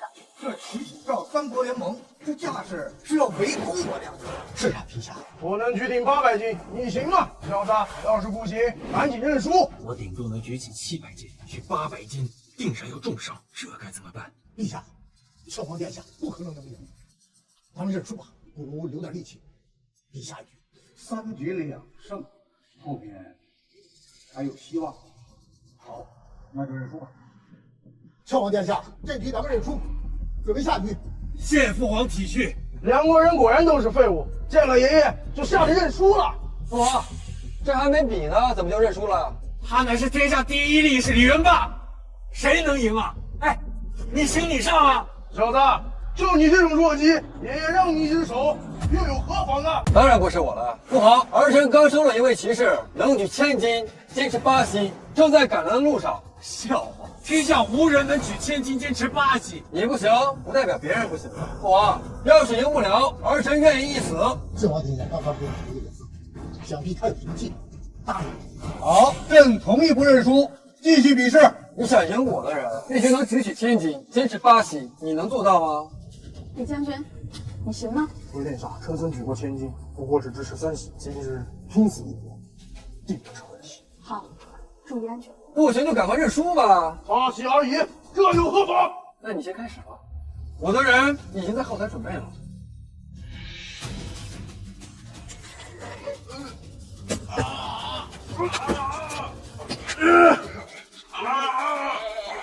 果然是天下第一大力士，名不虚传。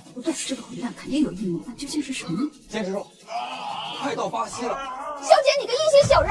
李将军，快放下，别被他骗了！公主，李将军，我还能坚持。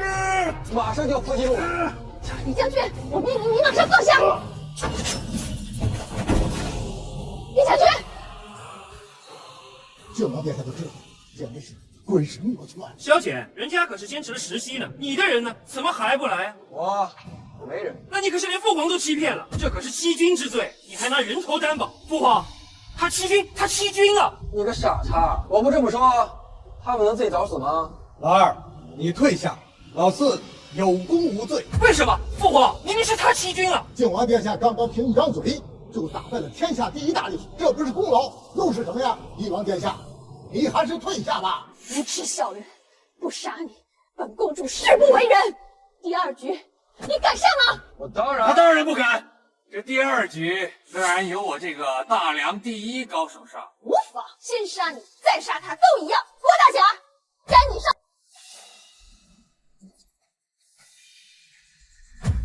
此人是谁？陛下，游侠郭解，武功盖世无双，此人杀人无数，从无半计。游侠郭解，我根本不是他的对手，这该怎么办？我不能认输，但我也不想死。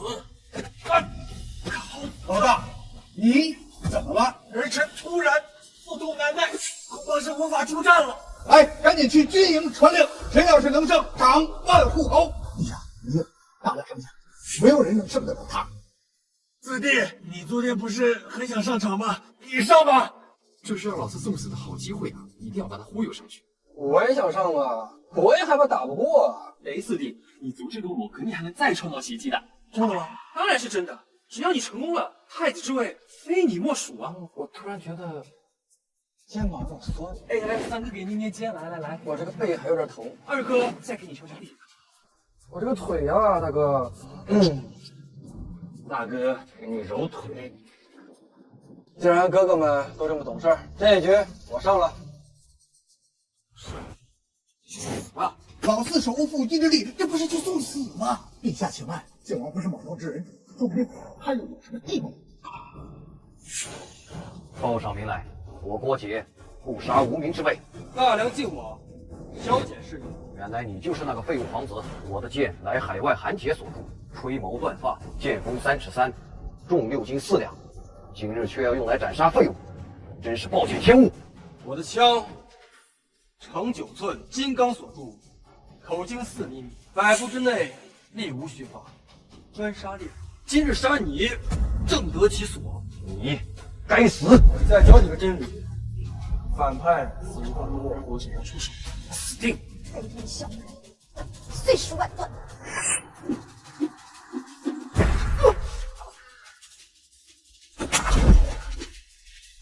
丞相，老四手里是什么东西啊？回陛下，老臣意。这怎么可能？老四怎么可能杀得了郭姐？顾大侠，小姐，你真卑鄙！你竟然暗箭伤人！亲爱的小月月，你这话我就不爱听了。生死决斗，无所不用其极。我没说不让你们用暗器。你怎么样，三位哥哥？没让你们失望吧？你先把那东西收起来，小心伤到别人。简儿果然没让朕失望。大梁有靖王，真是天赐之福啊！恭喜陛下，贺喜陛下。楚月公主，这第2局我们也胜了，下一局就是决胜局。说吧，该怎么比？很简单，我带了1000虎豹骑，你们也可以出1000人，与我的人结阵厮杀，谁的人先死光，就算谁输。但有一点，不能使用暗器。陛下，虎豹骑这是天下最强骑兵啊！看来楚国是志在必得呀。老大，如何？父皇，这虎豹骑战力天下无双，除非兵力是他的3倍，否则绝无胜算。那你敢战吗？父皇要儿臣战，儿臣便战。只是此去，今后怕是就没有机会孝敬父皇了。老二，你呢？父皇，儿臣虽有死志，但力不从胆，怕是会误了大事啊。父皇，儿臣不善弓马，所以儿臣不敢。你们都是朕的好儿子，来呀，备朕的车马，这要御驾亲征。父皇，你怎么不问儿臣呢？你做的已经足够好了，不让你用那个暗器，你就是自找死路。大梁还得靠你呀，还是父皇去吧。父皇，区区虎豹骑而已，我从来没有放到过眼里。我府上卫队定能战胜。你的王府卫队有骑兵多少？步兵多少？我王府卫队共100人，全是步兵，没有骑兵。1000骑兵对100步兵，你这是在拿鸡蛋碰石头吗？谁是鸡蛋，谁是石头，再碰我再说。传令黄天虎，杀光一切，来废！丞相，这靖王的葫芦里卖的什么药？回陛下，老夫也看不清楚啊，这是光明正大的厮杀，根本无法科学对手。看来靖王的提议到此为止啊。梁帝陛下，在比试结果出来之前，我有话要说。请讲。今日的比试，你们已经得罪了齐、赵2国，再加上我们楚国，你们现在可谓是3面树敌。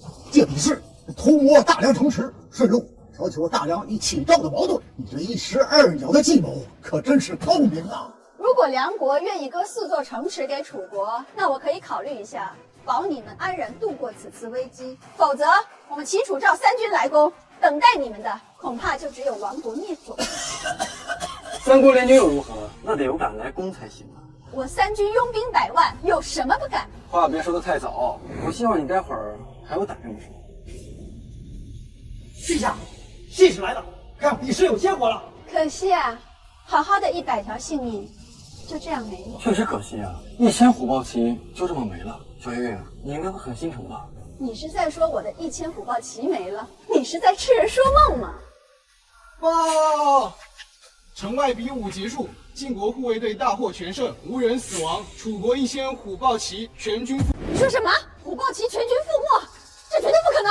公主不信，可以自己去看，小的没必要骗你。你到底做了什么？很想知道吧？等洞房的时候告诉你。你无耻！你说是不是用了什么阴谋？阴谋不重要，我大梁军队有此战斗力，你3国联军还敢进攻我大梁吗？有何不敢？你梁国还能杀光我100万大军不成？杀光你100万大军固然不能，但集中力量杀光你楚国军队还是可以的。你就乖乖在家等着，我去提亲吧。流氓！总有一天我要把你剁成肉泥！陛下，边关急报，齐楚赵3国军队已全部撤退，楚国归还的2座城池也已顺利交割，我们大梁的危机解除了。我大梁的陌刀军第一当时，他敢进犯才怪。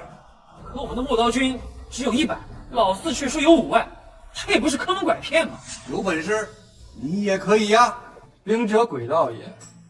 二哥这种智商，恐怕这辈子都不会明白吧。楚师能度过危机，靖王应当举首功。即日起，封靖王萧简为第1亲王，赏黄金1万两，其他人由丞相论功行赏。陛下英明。谢父皇。萧简已经被封为第1亲王，封为太子也是指日可待。说说吧，现在该怎么办？哎，萧显最近在大肆贩卖什么黑丝短裙，文人大儒无不痛斥，咱们可以由此入手。有道理啊，大哥，此事交给我，必定扳倒那萧简。希望你们别再扰事我。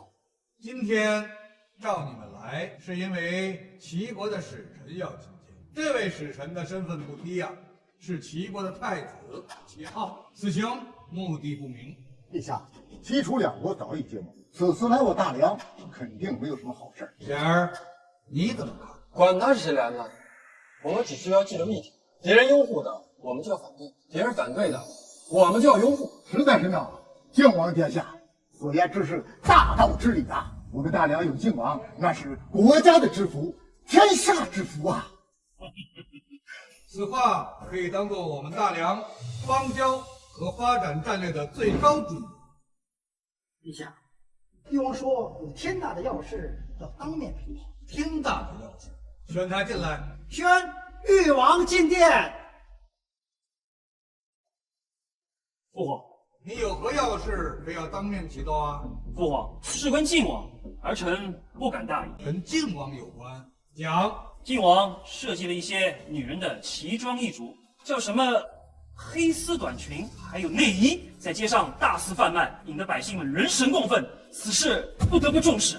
就这事儿啊，卖几件衣服怎么就人神共愤了？父皇，你是有所不知啊，此衣着极端暴露，伤风败俗，不成体统，无数文人雅士深恶痛绝，长此下去必定动摇国本呐。靖王可有此事啊？父皇，儿臣真的是冤枉吗？我是卖了些衣服，那什么文人大儒深恶痛疾，简直无从说起。禁卫军已经查明真相，儿臣恳请禁卫军统领汪直上殿对质。宣汪直，汪直进殿。靖王贩卖女子衣着之事，已可曾知晓？回殿下，梁国境内的事，锦衣卫都一清二楚，此事自然知晓。那赶快禀明父皇实情。禀陛下，靖王的女人衣服极受欢迎，尤其是黑丝袜，订单已经排到明年。许多人不惜借高利贷，都要给家里的女人买上一套。这青楼的姑娘们，要是不穿黑丝高跟鞋，都吸引不到客人。胡说！明明许多文儒雅士深恶痛绝，怎么可能像你说的这般受欢迎？起先确实如此，但从昨天起，情况就发生了变化。尤其是那些文士大儒买的最积极，好几次都被他们抢断货。一派胡言！要是真像你说的如此，街上为何会没有人穿？回殿下，他们都是买回家，让自己的妻妾们在家里穿，只给自己一个人看。汪直，你方才所言，这都是真的？回陛下，如有半字虚言，愿废诛九族。誉王，你有何话说？父皇，追捕如此伤风败俗之物，简直是无耻之极。长此下去，人心不古，道德沦丧。好了。朕罚了，你们都跪安吧。父皇，父皇，冯公留步，为何父皇不理不睬？昨天晚上，两个妃子穿了靖王进献的丝袜高跟短裙的，伺候陛下。陛下的房间整夜彻夜未眠呢。丞相也如此。无耻，无耻，道德沦丧！二哥，说不定等你体会到其中的奥秘，你会喜欢的更疯狂。你用这妖邪之物迷惑父皇，我要禀明皇后娘娘是你的大错。我见你最好别去，万一皇后娘娘也很喜欢。不可能，皇后娘娘端庄娴熟，怎么可能喜欢这些伤风败俗之物？殿下，彩月，你不在皇后娘娘身边服侍，怎么会来到这里？回誉王殿下，奴婢奉皇后娘娘之命，请靖王殿下过去议事。议事？议什么事？回誉王殿下。皇后娘娘很喜欢靖王殿下设计的衣服，想请靖王殿下量身定制几套。你回去告诉皇后娘娘，我马上到。是，殿下。二哥，要不要一起去啊？行，这事没完，你给我等着。哎，我马上要亲自给皇后娘娘量体裁衣，我还有点紧张呢。殿下，楚国的楚月公主来了，说是要见你。楚月？我还没去找她呢，她自己送上门过来了。我有这么大魅力？殿下，她的身上全是杀气，还带着剑，怕是要谋杀亲夫啊！您还是别去了。怕什么？我的枪可不是吃素的，去把我的杀父之鹰拿过来。他要是敢轻举妄动，我就让他尝尝枪的滋味。怎么样？楚月，你不是回楚国了吗？怎么又回来了？想我了？我来调查陌刀军的事。你老实说，大梁究竟有多少陌刀军？现在有100，未来可能有10万、20万，都有可能。你倒是挺诚实。你不是我未来媳妇儿吗？我自然不会骗你了。你一句话吓得我们3国退军，你就不怕我们卷土重来吗？据我所知，楚国现在正在面临蝗虫之灾，明年可能会颗粒无收。你们敢卷土重来吗？蝗虫正在北上，不日便进入大梁境内，你们一样要颗粒无收。你有什么可得意的？那倒未必。我自有破解蝗虫的办法，能够保住大量的农田。笑话，蝗虫是天灾，就算是神仙也救不了，就凭你。你这是不信我了吗？我能一口气赋诗100首，创建出以夷抵十的陌刀军，还能干掉天下第一游侠国杰，怎么就不可能有破解蝗虫之法呢？你真的有办法治蝗虫吗？快告诉我，无论提什么条件，我都答应你。告诉你，可以啊。那你今天晚上你来上去死！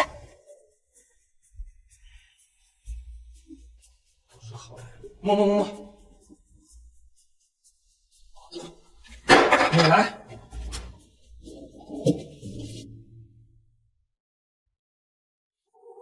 公主，要不直接把萧简绑到楚国来，让他帮我们对付蝗虫。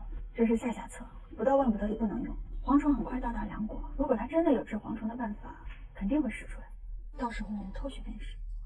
蝗虫已然到达梁国，南方4州必然是颗粒无收，再加上之前的洪灾，一定有大量的灾民。这对大哥来说是个绝佳的机会啊！只要能在赈灾当中立下大功，太子之位就非大哥莫属了。好，你们2个马上行动起来，筹集钱粮，马上赈灾。这一次我们要把老四踩在脚底，一举入主东宫。丞相，南方的蝗灾情况如何？回陛下，南方4州定然颗粒无收，再加上前段时间的鼠患，可能马上就流民四起。目前情况十分的危急啊！南方4州那是我大梁的粮仓啊，明年大梁危，这件事儿要尽快拿个章程出来。启禀父皇，儿臣早在数日前便开始筹备前方物资，不日将运往南方4，只要百姓不乱，局势便能稳住。这个是儿臣写的应对方略。哦，赶快呈上来。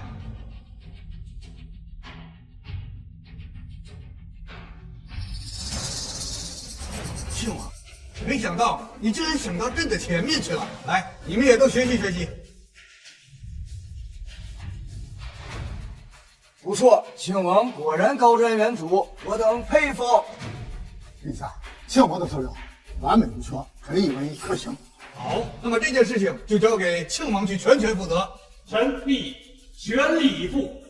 但是为了不影响救灾的大局，臣要检举揭发靖王，还请父皇从重处罚。还请父皇从重处罚。你要揭发靖王？揭发他什么呀？靖王挥霍无度，借掌管军械司职权之便，挪用军费，此事可真？儿臣敢用人头担保。这个逆子，把他给我圈来！宣靖王进殿。每次都是大清早的叫人来，你们这些古人都不喜欢睡觉吗？3年父皇。咦，这今天氛围怎么有点不对啊？靖王，朝堂议事，你因何不来？儿臣忙于政务，就给忘了。忙着花钱呢。我花的是父皇赏的钱，和大哥有什么关系？放肆！大灾当前，你还挥霍无度，小心今晚我抄了你的靖王府。父皇，你听儿臣解释。还不止如此，靖王还以第一亲王的名誉，下令各地停止倒泔水，甚至要全部储藏起来发酵，搞得各地恶臭难闻，甚至有人因此而致死。丞相，国有此事吗？回陛下，确有此事。不过靖王这样做，肯定有他的道理。他的道理就是玩弄手中的权势，刷存在感，满足自己的虚荣心罢了。靖王萧典荒诞放肆，即日起削去他的第一亲王之爵，贬为献王，不，贬为献侯，连降6级，这么狠！父皇，儿臣确实花光了所有赏赐，也挪用了军费，也下令不让倒泔水。但我所做的一切，都是为了保住大梁的江山社稷。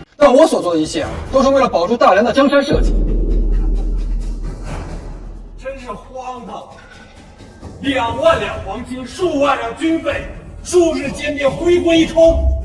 你还说是为了大梁的江山社稷？我看你是想谋反！你到底把钱花到哪里去了？还能花去哪儿？以他的鸟性，被鹰走兽般挥霍了呢。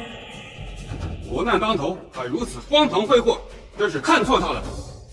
南方4省即将颗粒无收，你不思为国分忧，还如此挥霍无度，太让人失望了。陛下，晋侯既然这样做，可能确实有他的苦衷，咱不如听听他到底怎么说。儿子，这可是最好的机会。父皇，儿臣所有的用度都用来对付蝗虫了，因为要确保计划的顺利进行，所以才瞒着所有人暗中行动。蝗虫是天灾，你人力怎可靠呢？对付蝗虫有2种办法，一是吃，油炸爆炒铁板烧；二是防，我已经研究出一种用泔水发酵制作的生物农药，只要撒在庄稼上，蝗虫避之不及，还有可能会被毒死。幸亏曾经做过泔水发酵制作农药的课题研究，不然这事儿还真不好处理。哎，你脑子是不是有问题？这么恶心的东西竟然还能吃？要不您吃给大家看看，不过是吃死了，可别怪我。要不您吃给大家看看，不过是吃死了，可别怪我。荒唐！蝗虫怎么能吃呢？老四，你可不要胡闹！父皇，儿臣没有胡闹。来人，端上来。父皇，这蝗虫什么味儿的都可以做，总有一款适合你。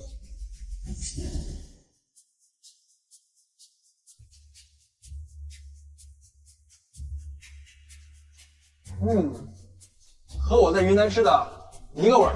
父皇，这蝗虫可是天下美味，保证你尝上一口根本停不下来。大胆！你让父皇吃这种恶心的东西，是想害死父皇吗？父皇，他心怀叵测，大逆不道，赶快叫人将他拿下！父皇，儿臣不是为了让你吃蝗虫，而是要避免一场灾难。为了天下安危，朕豁出去了，懂吗？父皇，万万不可啊！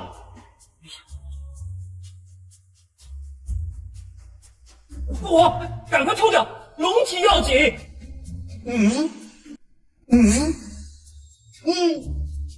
好吃，朕从来没吃过这么好吃的东西，味道不错，好吃极了。丞相大人，父王都成了，您无动于衷不合适吧？老臣老了，牙口不好，就不吃了，不吃了啊！这个跟你牙口没有关系，脆得很，你尝尝。陛下，那老臣舍命给陛下。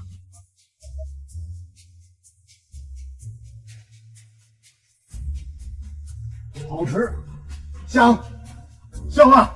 列位臣工，你们都尝尝。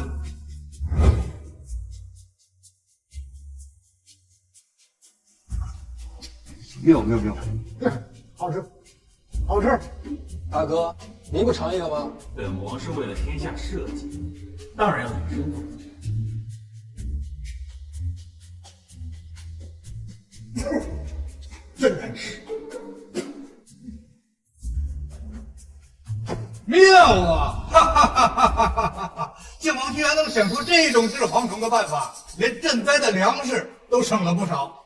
不错，晋王奇思妙想，真的是居功至伟。就算蝗虫能吃，他挪用军费，这在大梁律法可是死罪。他挪用军费，这在大梁律法可是死罪。晋王，这个有什么要辩解的？父皇，那些银两用在收购蝗虫和制作喷洒农药的装备上，靠百姓吃肯定是吃不完的。我还发明了一种干保蝗虫的办法，能够将蝗虫制作成精粮，收购大量蝗虫，能够大量提高百姓捕捉蝗虫的积极性。晋王此举简直是旷世壮举，足以抵了这个挪用军费之罪。不，父皇，这只是他的一面之词，谁知道他收购的蝗虫是不是真能制成军粮？还有那个农药是不是真的有效？既然你们都收到消息了，那么锦衣卫那边应该也收到了吧？陛下，南方苏州的蝗灾有消息了，快说！据锦衣卫密探回报，苏州官府按照晋王殿下所撰写的吃蝗虫指南，带领百姓捕蝗虫，还设置上千个点收购蝗虫，加工用作军粮。目前已加工蝗虫军粮近10000斤。那个什么农药呢？真的有效吗？确实有效，仅一位密探亲自见证。你打过泔水农药后，蝗虫不远远避开，不再啃食。既然真的有效，这样既能充实军粮，又能保住青苗，真是一举两得呀！啊，靖王，那个什么吃蝗虫指南又是个什么东西啊？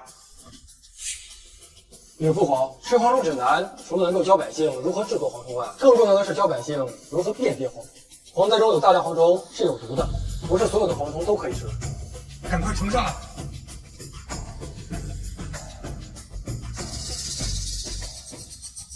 没想到这小小的吃蝗虫，居然还有这么多奥妙。我朕旨意，靖王治蝗虫有功，挪用军费一事不再追究，恢复他的第一亲王之衔。谢父皇。陛下英明。小安子，你在门口守着，我要回去回笼觉。楚月，你怎么进来的？你真的有办法治蝗虫吗？当然了，而且效果很好。楚月，我虽然真的很想娶你，但是你今天有点主动，我有点慌了。我想知道治蝗虫的办法，你说过的，只要陪你睡，你就会告诉我。我本想等着偷学，但楚国已经等不起。楚国现在已经来不及了，我的办法需要事先做好充足的准备。楚国已经晚了。你明知道治蝗虫的办法，你为什么不说？你就眼睁睁看着楚国的百姓遭受蝗灾，你的良心不会痛吗？见死不救，你这毒杀人有何两样？我是梁国的皇子，又不是你们楚国的，我为什么要告诉你们楚国？楚月，你若真心实意想嫁给我的话，明年楚国的蝗灾，我有办法帮你们解决。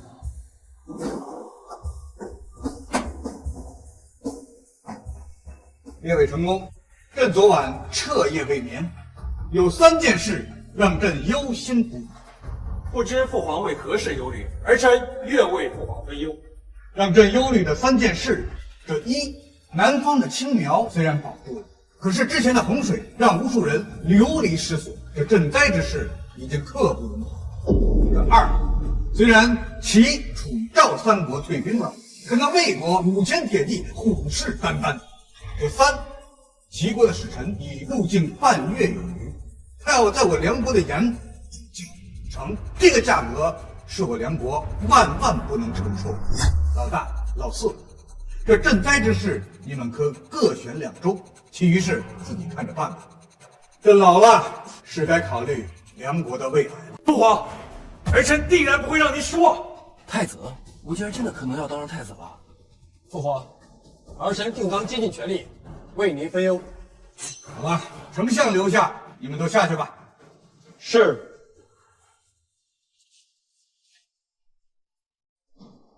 你说他们2个谁会胜出啊？回陛下，臣以为靖王天会聪明，定能胜出。把大梁交到他的手里，应该是最完美的选择。朕呢，认为是老大。自古以来，为君者为求目的，无所不用其极。这老四啊，还是不够狠，而这老大呢，又太狠。朕为此事也是纠结不已。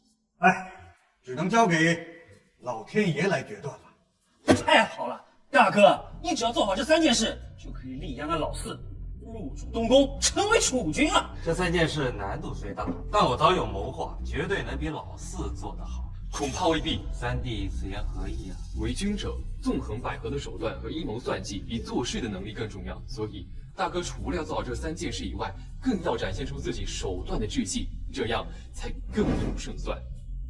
3弟的一席话，真是让为兄茅塞顿开。这3件事你们2个去做，我在背后布局谋划，无论用什么手段，一定要把老四拖下水，让他万劫。老五，这东西能造出来吗？没问题，这东西不难。好，3天内我要500。是殿下。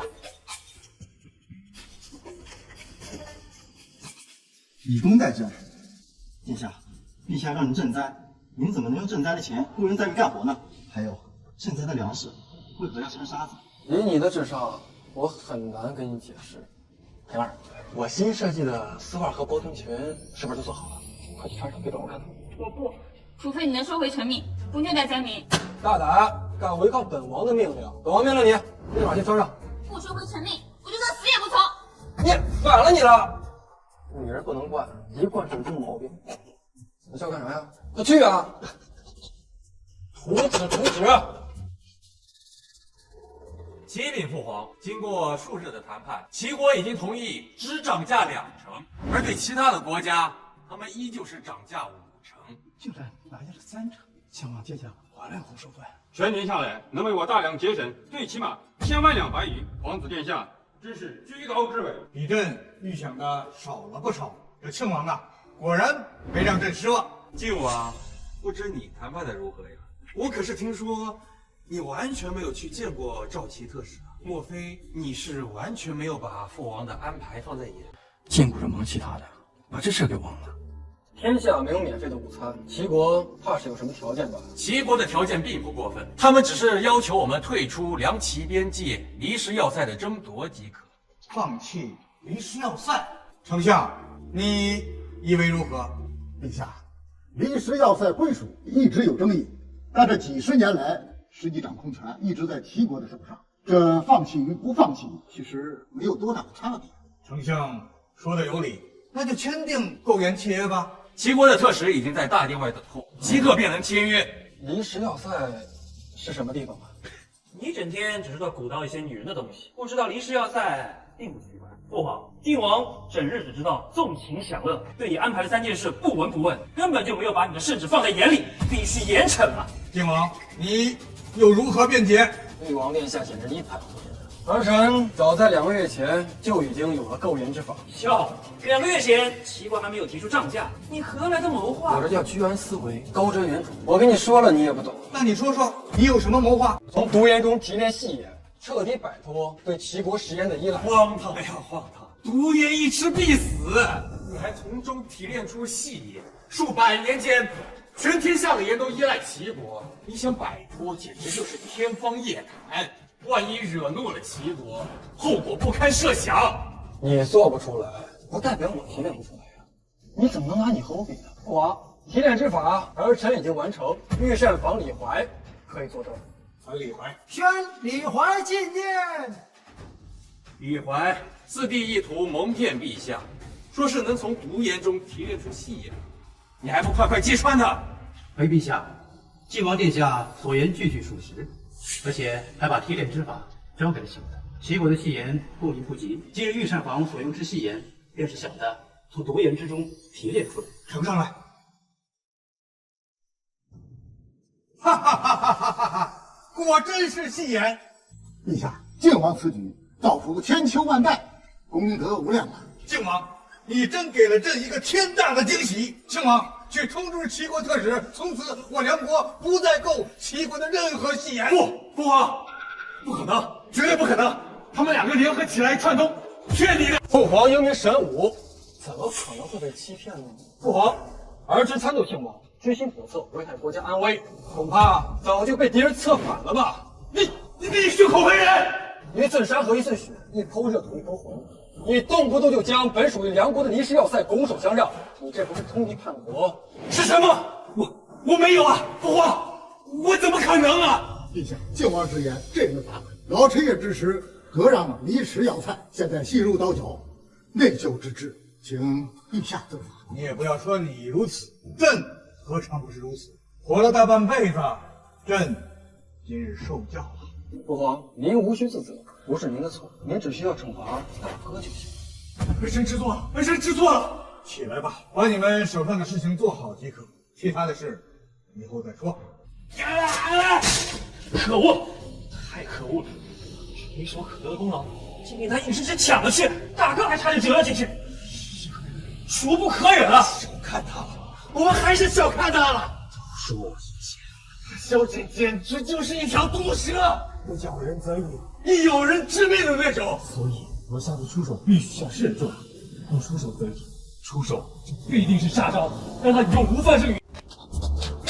小安子，今儿天气好，把平儿叫来，来给本王吹箫。今儿我想听《笑傲江江湖。殿下，然儿说了，你一次不收回臣命，虐待灾民，他就一次不理你。我也会吹箫，让我来。你会吹箫？这小的骗子，敢违抗本王的命令，看我不打了你的屁股！殿下，你还是先别打平儿的屁股。你要是再不过去，楚月公主的屁股都快被齐国特使打开花了。小月怎么了？齐国特使这几天经常去驿站找楚月公主，各种威逼利诱的，就是想占她的便宜啊！齐国特使敢动我的女人，我让他后悔！殿下，你去哪儿？找齐国特使。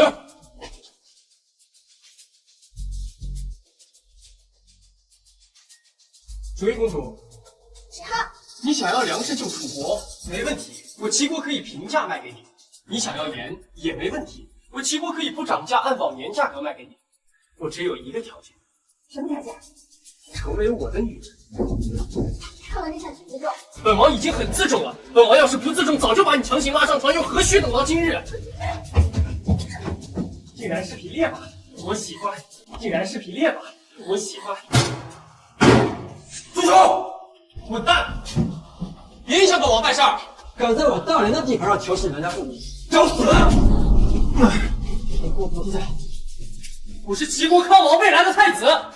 齐国康王，我让你齐国康王！齐国康王！小姐，你别打他了，你给他打出个好歹来，后果你承担不起的。好啊你，楚月，原来你们是一伙的！我命令你马上杀了他，不然的话，你们楚国别想得到齐国的半斤盐。走了，别在这里添乱。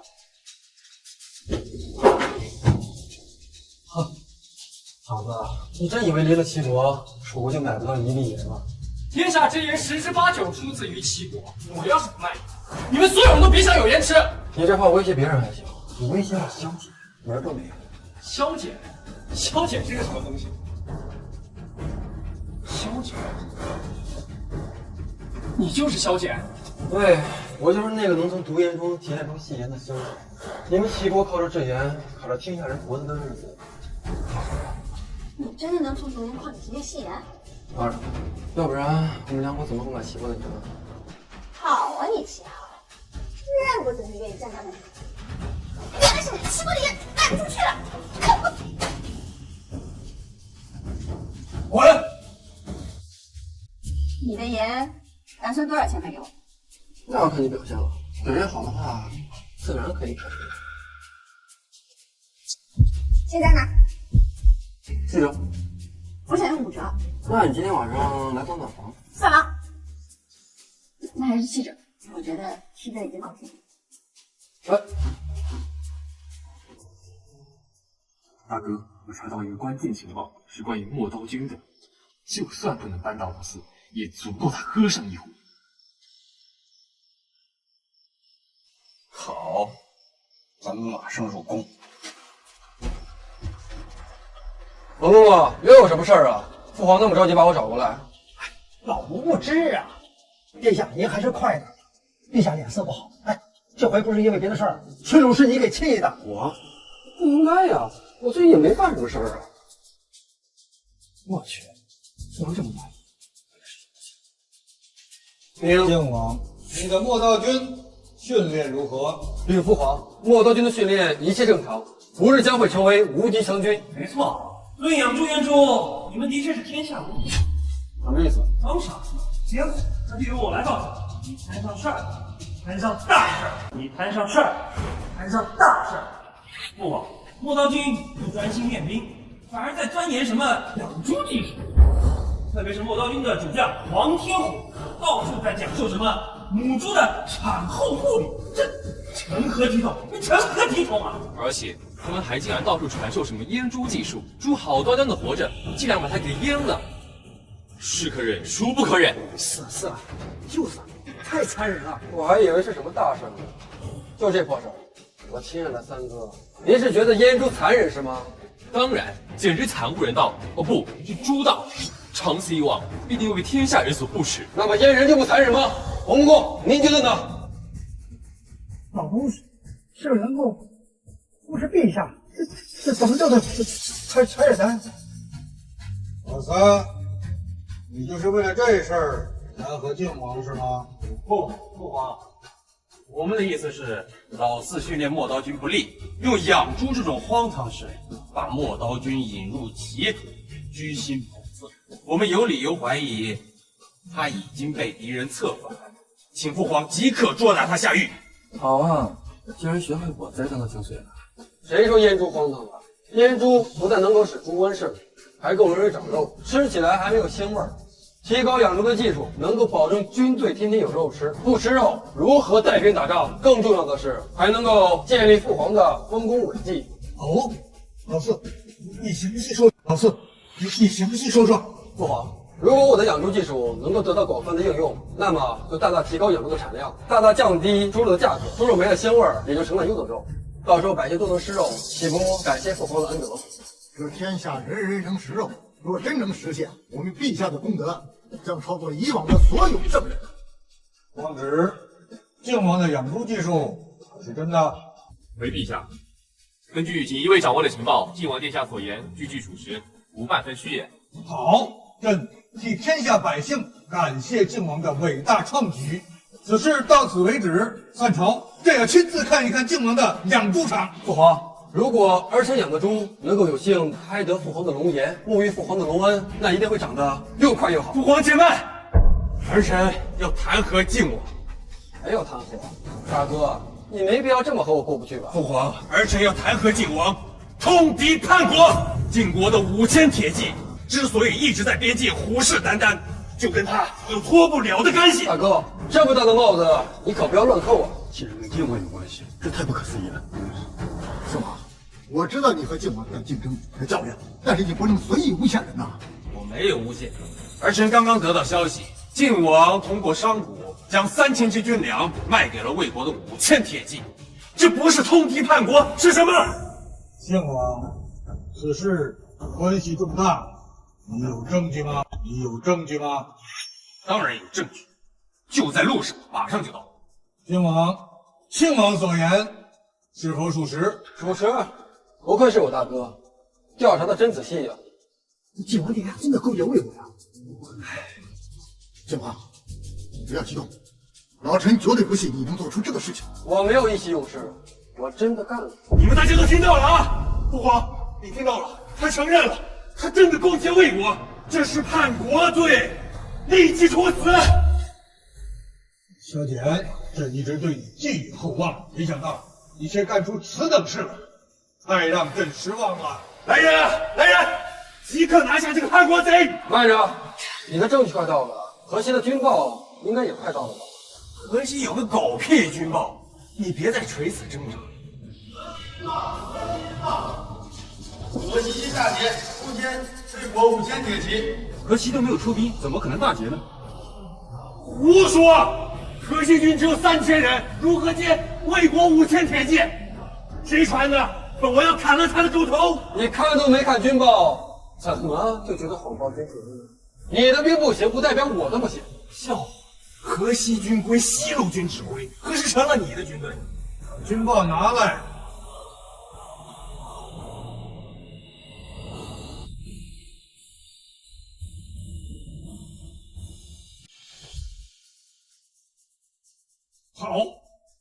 好，太好了！丞相，你给他们说说，靖王卖给魏国铁骑的军粮是由毒蝗虫所致，使用后魏国铁骑被毒死近1000人。莫刀军站在靖王严正的手雷，对魏国铁骑进行攻击，魏国铁骑被炸死炸伤无数。河西守军趁乱攻击，与莫刀军一起全歼魏国铁骑。不，绝不可能！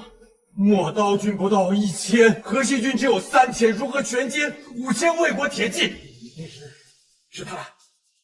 你和河西军串通，一起谎报军情。锦衣卫也刚取得捷报，5000颗魏军人头被垒成高台，在边疆震慑魏军，事情确凿无疑。运筹于帷幄之内，决胜于千里之外。老四啊，你真给了朕一个天大的惊喜！如此旷世奇功，朕都不知道怎么奖励你。想要什么，你自己说。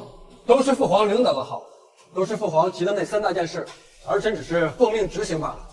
那就先不讲，等到3天大事办完以后，一定奖励。现在就剩下赈灾，朕希望你再给朕一个惊喜。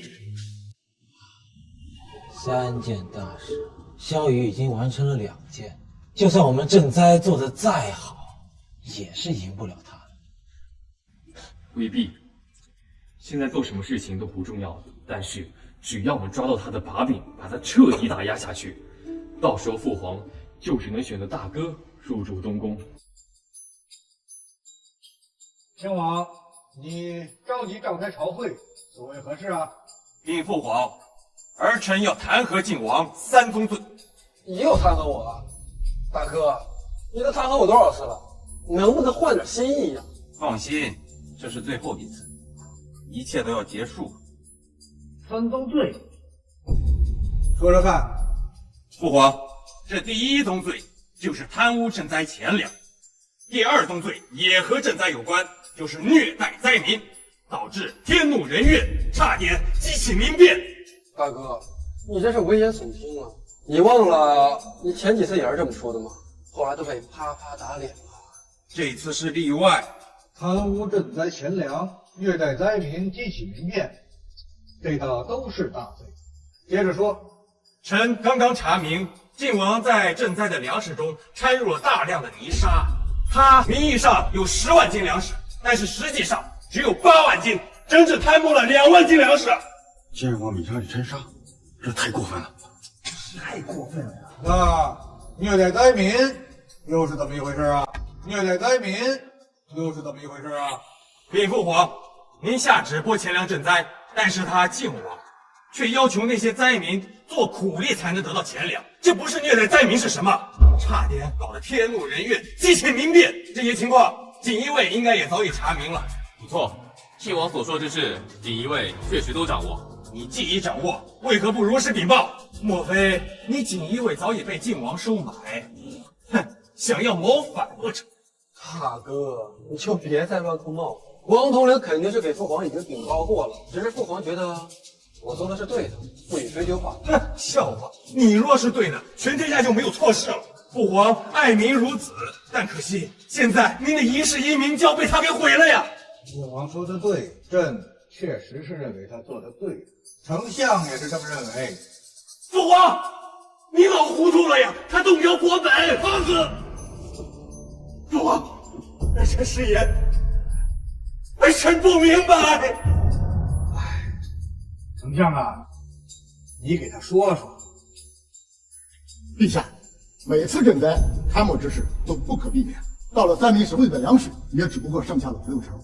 这碗粮食里边掺泥沙，各级官员因为嫌弃，就不会再贪墨。据锦衣卫调查，此次由靖王负责的粮米，都全部发放到了灾民手里，而翼王负责的只发放了5成。丞相。 您这是强词夺理！他掺了泥沙，百姓怎么吃？他掺了泥沙，百姓怎么吃？粮食里掺了泥沙，老百姓照样可以吃，但是那些贪官污吏却吃不下。这正是靖王殿下的大智慧，老夫实在是佩服。至于让百姓们做苦力换粮钱，那是以工代赈，这也是靖王殿下的旷世之举呀！本王不服，明明是虐待百姓，怎么还成了旷世创举？这同样的方式。 单靠赈灾只能救百姓的命，这样的话，不但能救了百姓的命，还能避免他们的惰性。至于兴建工程，最受益的还是百姓，这难道不是旷世之举吗？的确如此，靖王大才，不错，此次创举真是让人拍案叫绝啊！靖王的才智真不如意，他足以为朕师。完了，大哥不是说了，大哥别急，我们还有最后一个机会。 定然能反戈一击。多谢父皇，多谢丞相，多谢大臣，多谢你们的肯定。只是我也是站在巨人的肩膀上，不敢鞠躬。倒是大哥的脸色现在有点难看，不知道是不是身体不舒服。哦，对了，您说我有3宗罪，您只说了2宗，最后1宗呢？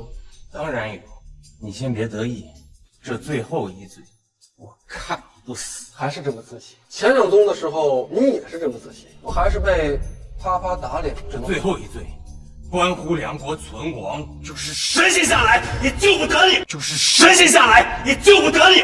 这第3宗罪为何？你快说。父皇，儿臣上午刚刚得到情报，齐国起30万大军进攻我梁国，原因就是萧简殴打齐国特使7号。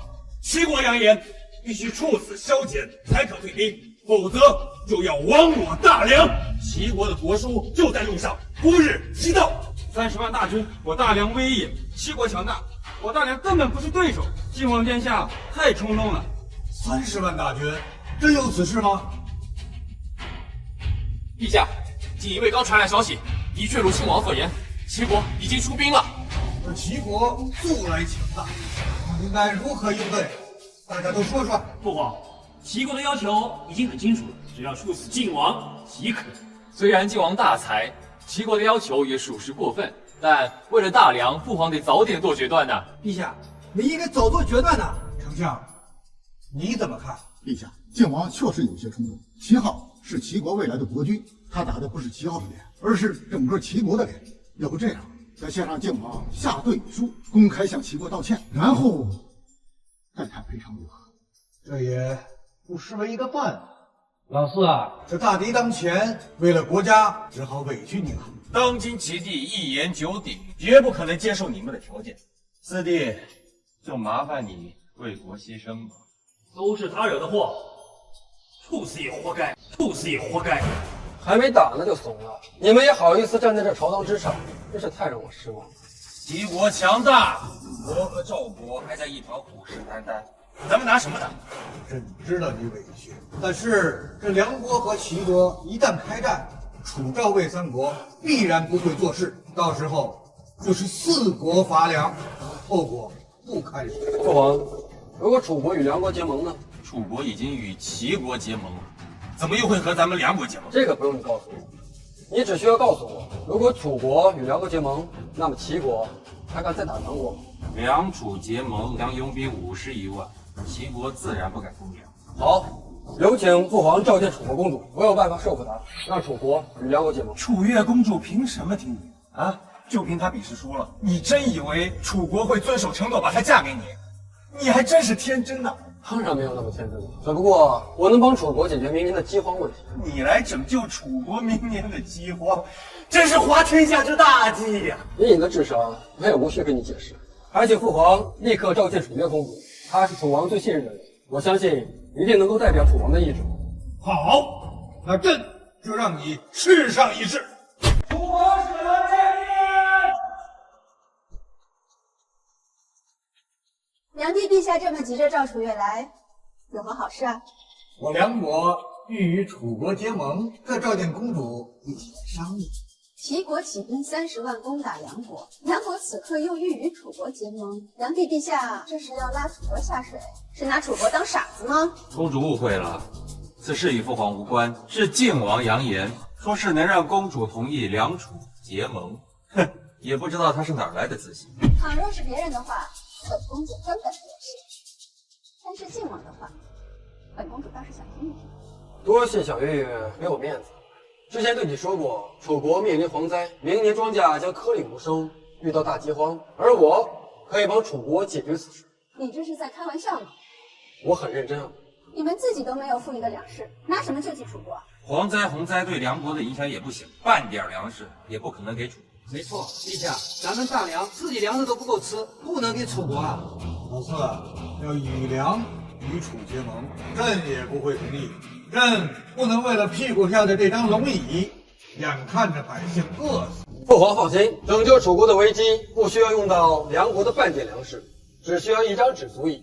一张纸就是黄金做的，又有何用？晋王殿下，你是在戏耍本公主吗？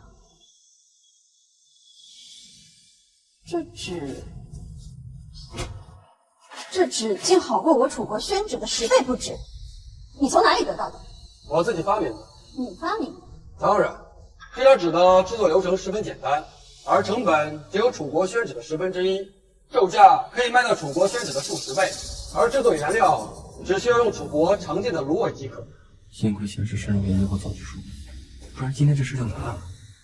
你说的可都是真的？当然。只要楚国同意与梁国结盟，我就即刻把说明书交给你。宣纸是楚国的经济命脉，到时候用我的造纸术，楚国能多赚上数10倍，还愁买不到粮食吗？那倘若我要是不答应，你就会自己造纸，就彻底断了我楚国的经济命脉。小玉，还要说的那么直接吗？炊月公主，千万别信他的鬼话，他一定是骗你。大哥说的没错，我也从未听闻过天下有如此之神奇造纸之术，定是欺人的，定是欺人的。证明给我看。我在府中设了个小作坊，我可以带你去看。好，是。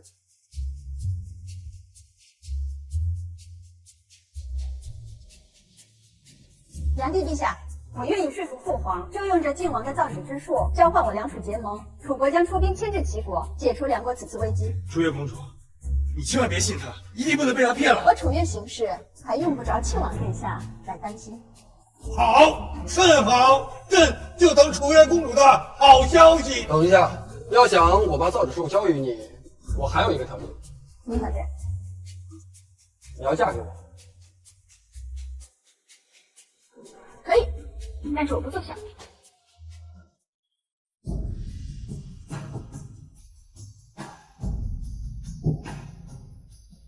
楚越公主，从即刻起，我梁国和楚国就是盟友了，一荣俱荣，一损俱损啊！